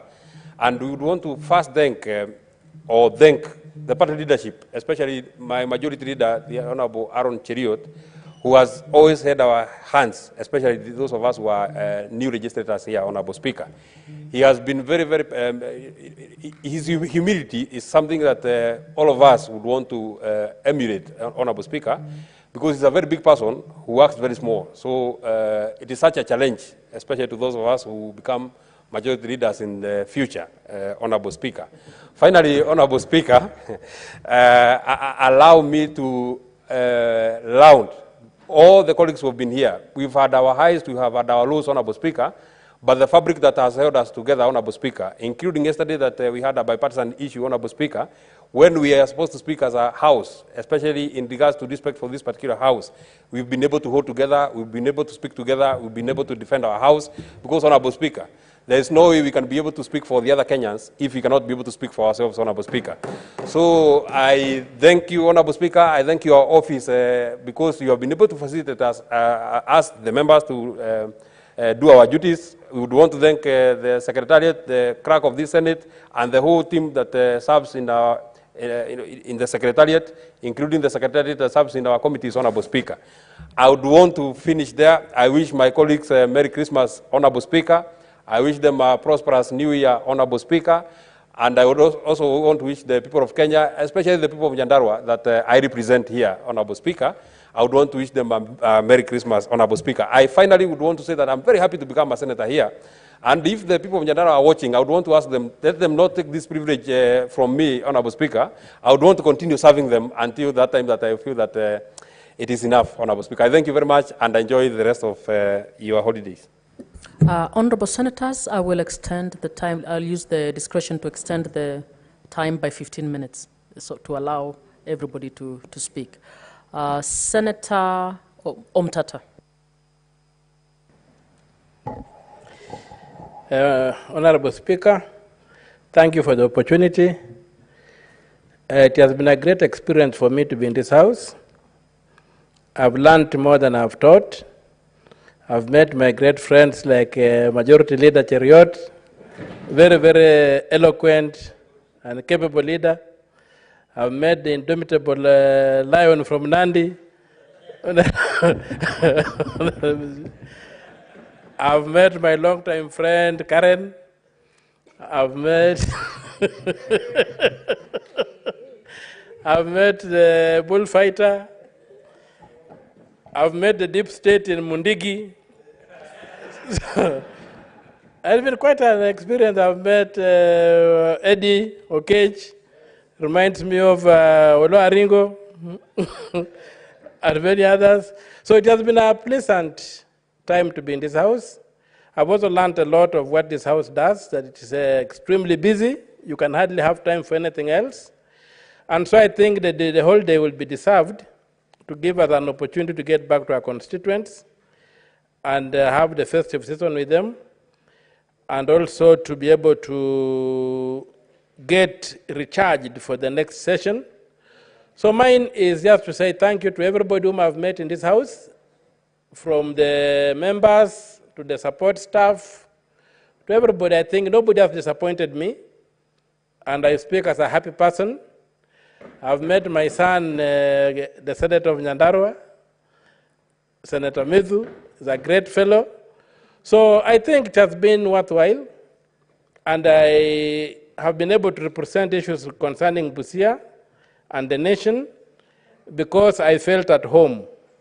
I felt not intimidated by anything, and I will cut my speech short by wishing everybody a Merry Christmas and a Happy New Year.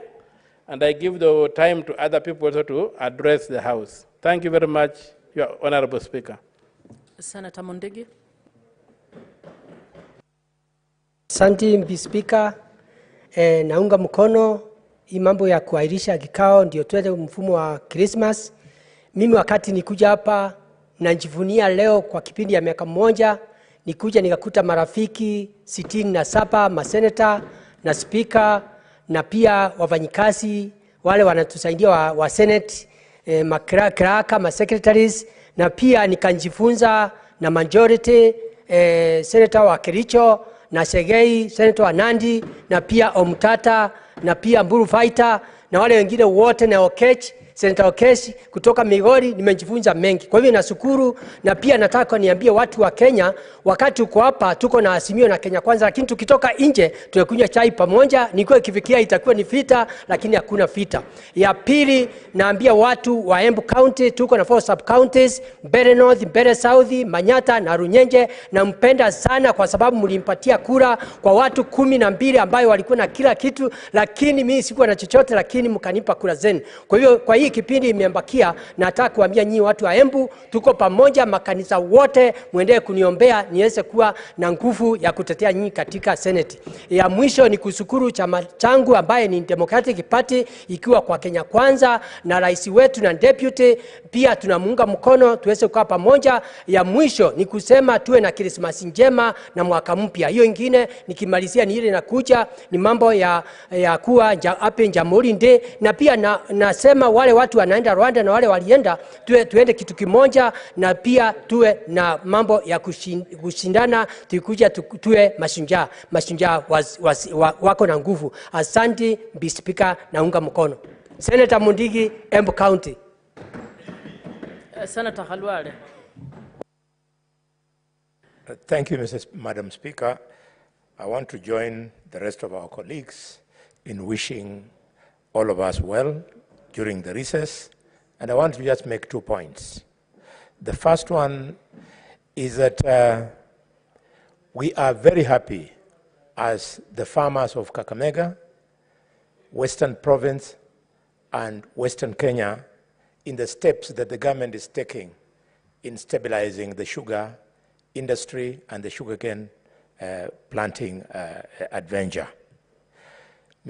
Madam Speaker, I would like to urge colleagues to join us, senators from the sugarcane belt. We wish to promote the principle of shared prosperity. Every time there is a deficit in the sugar that is produced locally, Treasury now normally opens up for imported sugar. We want this shared prosperity to be applied this way. We amend the law so that 50% of imported sugar should be imported by Outgrowers Farmers Organization. Mumias Sugar Company, Sony Sugar, Mohoroni, Butali Sugar, Chemelil, West Kenya, Miwani, and even the new Rift Valley factory. This will open way for shared responsibility. My final point, Madam Speaker, is that even as we celebrate, this week we have gone into mourning in our community because of 2 great leaders. The first one, I mentioned him here, Honorable Sifuna, but the second one is a small man, but a big man. From Randa village of Itenyi in Shinyalu, a great man has gone to rest. Julius Alekwa Amalemba. He is equably one of the greatest bullfighters of his generation. He will be buried over the weekend with all the galas of bullfighting. I want to invite colleagues, if you'll have time, there is a culture in our community called Shirembe. This will be one of the most epic functions that will take place at Mobendera in Shiranda, in Mranda Ward, to celebrate Julius Alekwa Amalemba. May his soul rest in eternal peace. Thank you, Madam Speaker. Senator Eddie.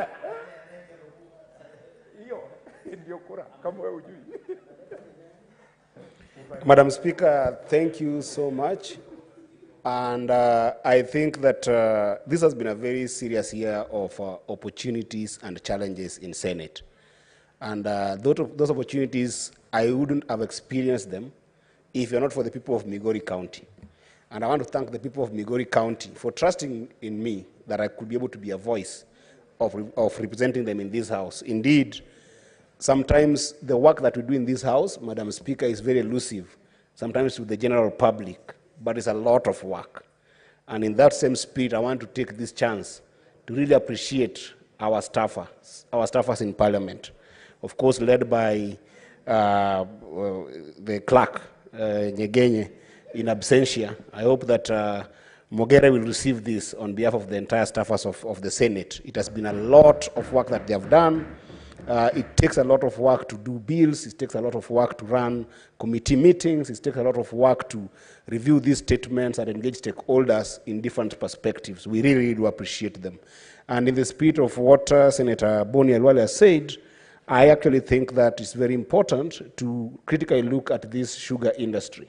Our farmers have suffered enough, and I think that I want even to invite a more brave and bold move in that legislation, that the sugarcane industry should actually be profiled as a crop plant, food crop, so that this idea of profiling it as a cash crop is really putting difficulties in terms of tax and trade to sugarcane farmers. I hope that the tea farmers as well as the coffee farmers can be able to embrace, those who are in the house, to be able to make sugarcane a food crop, so that the trade can be good. But as I finish, Madam Speaker, I think one of the biggest opportunities also here is that people have got to discover themselves. Somebody like Methu was a little bit confused whether his father was Baichu from Meru, but now he has just realized that his father is actually the senator for Busia, Senator Mtata. So Methu must learn to trace his roots, but because majority is here,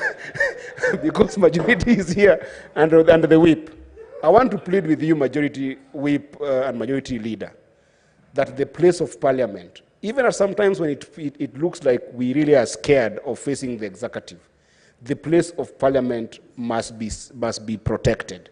I think that the Parliament has faced a lot of challenge because the executive are sometimes ignored our place and not prioritized us.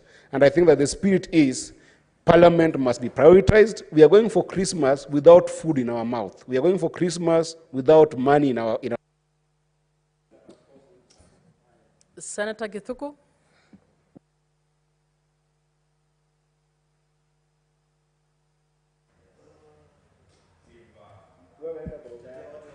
Asante, Madam Speaker. Madam Speaker, ningependa chukua nafasi niweze kusapoti mswada huu ambao umeletwa na kiongozi na kinara wa wengi katika bunge hili.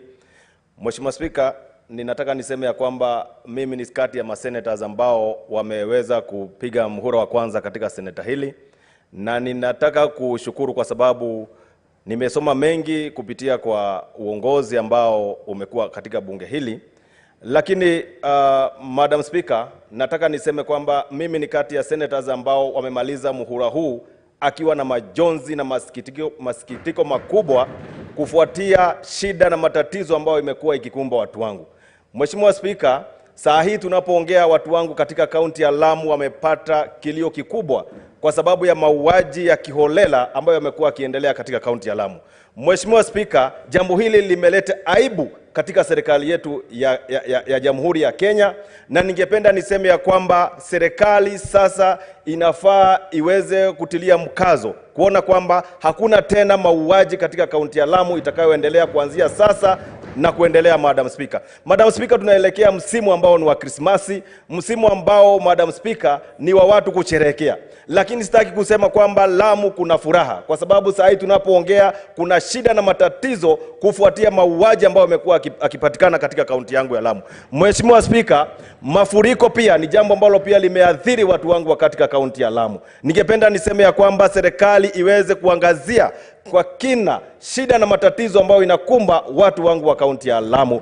Madam Speaker, Madam Speaker, mimi niko na imani kwamba serikali ikiamua kwamba hakuna tena mauaji katika kaunti ya Lamu, hakutakuwa na mauaji. Tuko na serikali ambayo iko na uwezo, iko na kila kitu, na sasa natoa wito kwa serikali ya kwamba sasa kuendelea. Hatutaki tena kusikia mauaji ya kiholela katika kaunti ya Lamu, Madam Speaker. Na ningependa pia vile vile serikali iweze kutuambia ni shida gani, ni matatizo gani inasababisha mauaji katika kaunti ya Lamu. Madam Speaker, niko na huzuni kubwa, niko na hasira kubwa kwa sababu ya shida na matatizo ambayo saa hii watu wangu wameendelea kupata. Nimeshukuru Madam Speaker, nasema ya kwamba watu wa kaunti ya Lamu ni Wakenya kama wengine, walindwe kikatiba kwa sababu ni haki yao kulindwa pamoja na mali yao. Asante Madam Speaker. Senator Cherarke. Thank you, Madam Speaker. Mine will be very upshot. I'm happy at least this first session. We have known each other now. I think we know where our weaknesses and strengths are as colleagues. I appreciate, Madam Speaker, because they have been diverse in unity in terms of thinking, argument. I know it has not been well all the time. We have had our differences. But I'm happy that we always converge a certain point of reasoning. But as Speaker, maybe 2-3 points so that support of the adjournment by the majority leader. I want to ask TSC to quickly confirm the GSS interns who are on contracts, Madam Speaker, because on 31st their contracts are expiring so that they can be transited to, there are more than 46,000, Madam Speaker. They can be transferred to permanent and pensionable and be able to have certain, because most of these are young people. Madam Speaker, even as we are to Form 1 selection, I want to ask the ministry through NEMIS to ensure that Form 1 selection, each and every child deserves to join Form 1 as we go into the new year. I know KCP has had its issues. We hope that the parliamentary committee will give us a way forward on what really happened to KCP results. Madam Speaker, even as we are to education reforms, we want to ask the presidential working team to liaise with parents and other stakeholders so that we can ensure we fix the education reforms going into the future. Madam Speaker, I want to thank the government on the issue of subsidized fertilizer. I hope by December, January, we shall be able to get 2,500 fertilizer so that we continue in ensuring that we plant our maize, Madam Speaker. Madam Speaker, the other aspect I want to ask the government, I know the Deputy President, Rigathi Gachagua, is in charge of agricultural reforms, especially on tea, sugar, coffee, and even the maize prices that we are getting 4,090 kilos per bag, Madam Speaker. I hope these reforms can be fast-tracked so that we live on our mantra of guarantee minimum returns going into the future. Even the sugar sector that my brother has talked about, we hope to see, because now Nandi is becoming a serious nucleus in terms of sugarcane production, Madam Speaker. Madam Speaker, which is close to my heart is on the issue of MCS. I want to assure members of County Assembly across the country that with the blessings of the President, we are likely to see more reforms, especially on financial autonomy, the welfare of MCS, and Ward Development Fund going into the future. We look to working and ensuring that all the MCS get the necessary ability and capacity going into the future. Finally, to the great people of this Republic and Nandi, I want to wish them all the best. Madam Speaker, I want to tell the people of Nandi, I shall not tire, I shall not retreat, I shall not surrender in pushing for ensuring that they get development, Madam Speaker. It is in the interest of the House that I have been sued, and I am ready to be taken to court for the benefit of the great people of Nandi, Madam Speaker. And I can assure them I will not be intimidated, either through courts of law or even through hooligans, through goons, and any other form, Madam Speaker. I shall live with the true spirit of Chelagat Mutai, Jean Maria Serone, and Koitalel Samoe to ensure the great people of Nandi continues to benefit from development, Madam Speaker, across the 6 sub-counties, and that will be a luta continua. Merry Christmas and Happy New Year. Hope to see everybody back. Senator Hezana. Thank you, Madam Speaker, and I join my colleagues to pay special gratitude to God Almighty and my party, the ODM party, for an opportunity to be part of this honorable house, which has, for a good percentage, stood up to its name.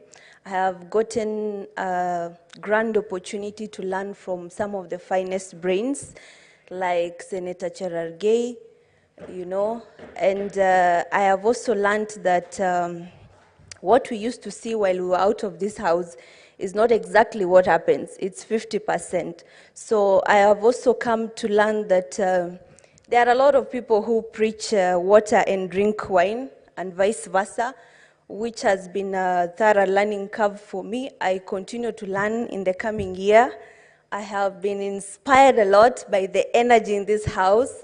for example, by Senator Mundigi and Cherargei, especially, who is always there. I completely underestimated his contributions and the power of influence he has for the youth in this country. Madam Speaker, I also like to wish Kenyans a Merry Christmas and a Happy New Year as we celebrate the birth of our Lord Jesus Christ. And I hope that just like me and Senator Medhu, the young senators, we do not lose hope in the quest for a patriotic country, a country that where we aim to fight for the rights of our people, regardless of whether we are shy, whether we are confident, or what. Most importantly is to put God first and our country first. Thank you, Madam Speaker. Senator Cheptuma. Thank you, Madam Speaker. I arise to support this motion for adjournment. And as I do so, Madam Speaker, let me thank the great people of Baringo County for giving me a chance to serve them in this house. Mr. Speaker, I served there as a member of parliament for 15 years. And to serve in Senate, Mr. Speaker, is really an experience, and I want to really thank people of Baringo for giving me a chance. Madam Speaker, this session we witnessed a lot of progress, and I want to thank our majority leader for happily leading the House, and even the leadership from the minority leader, Madam Speaker. I think we saw some very successful management of our affairs in the House.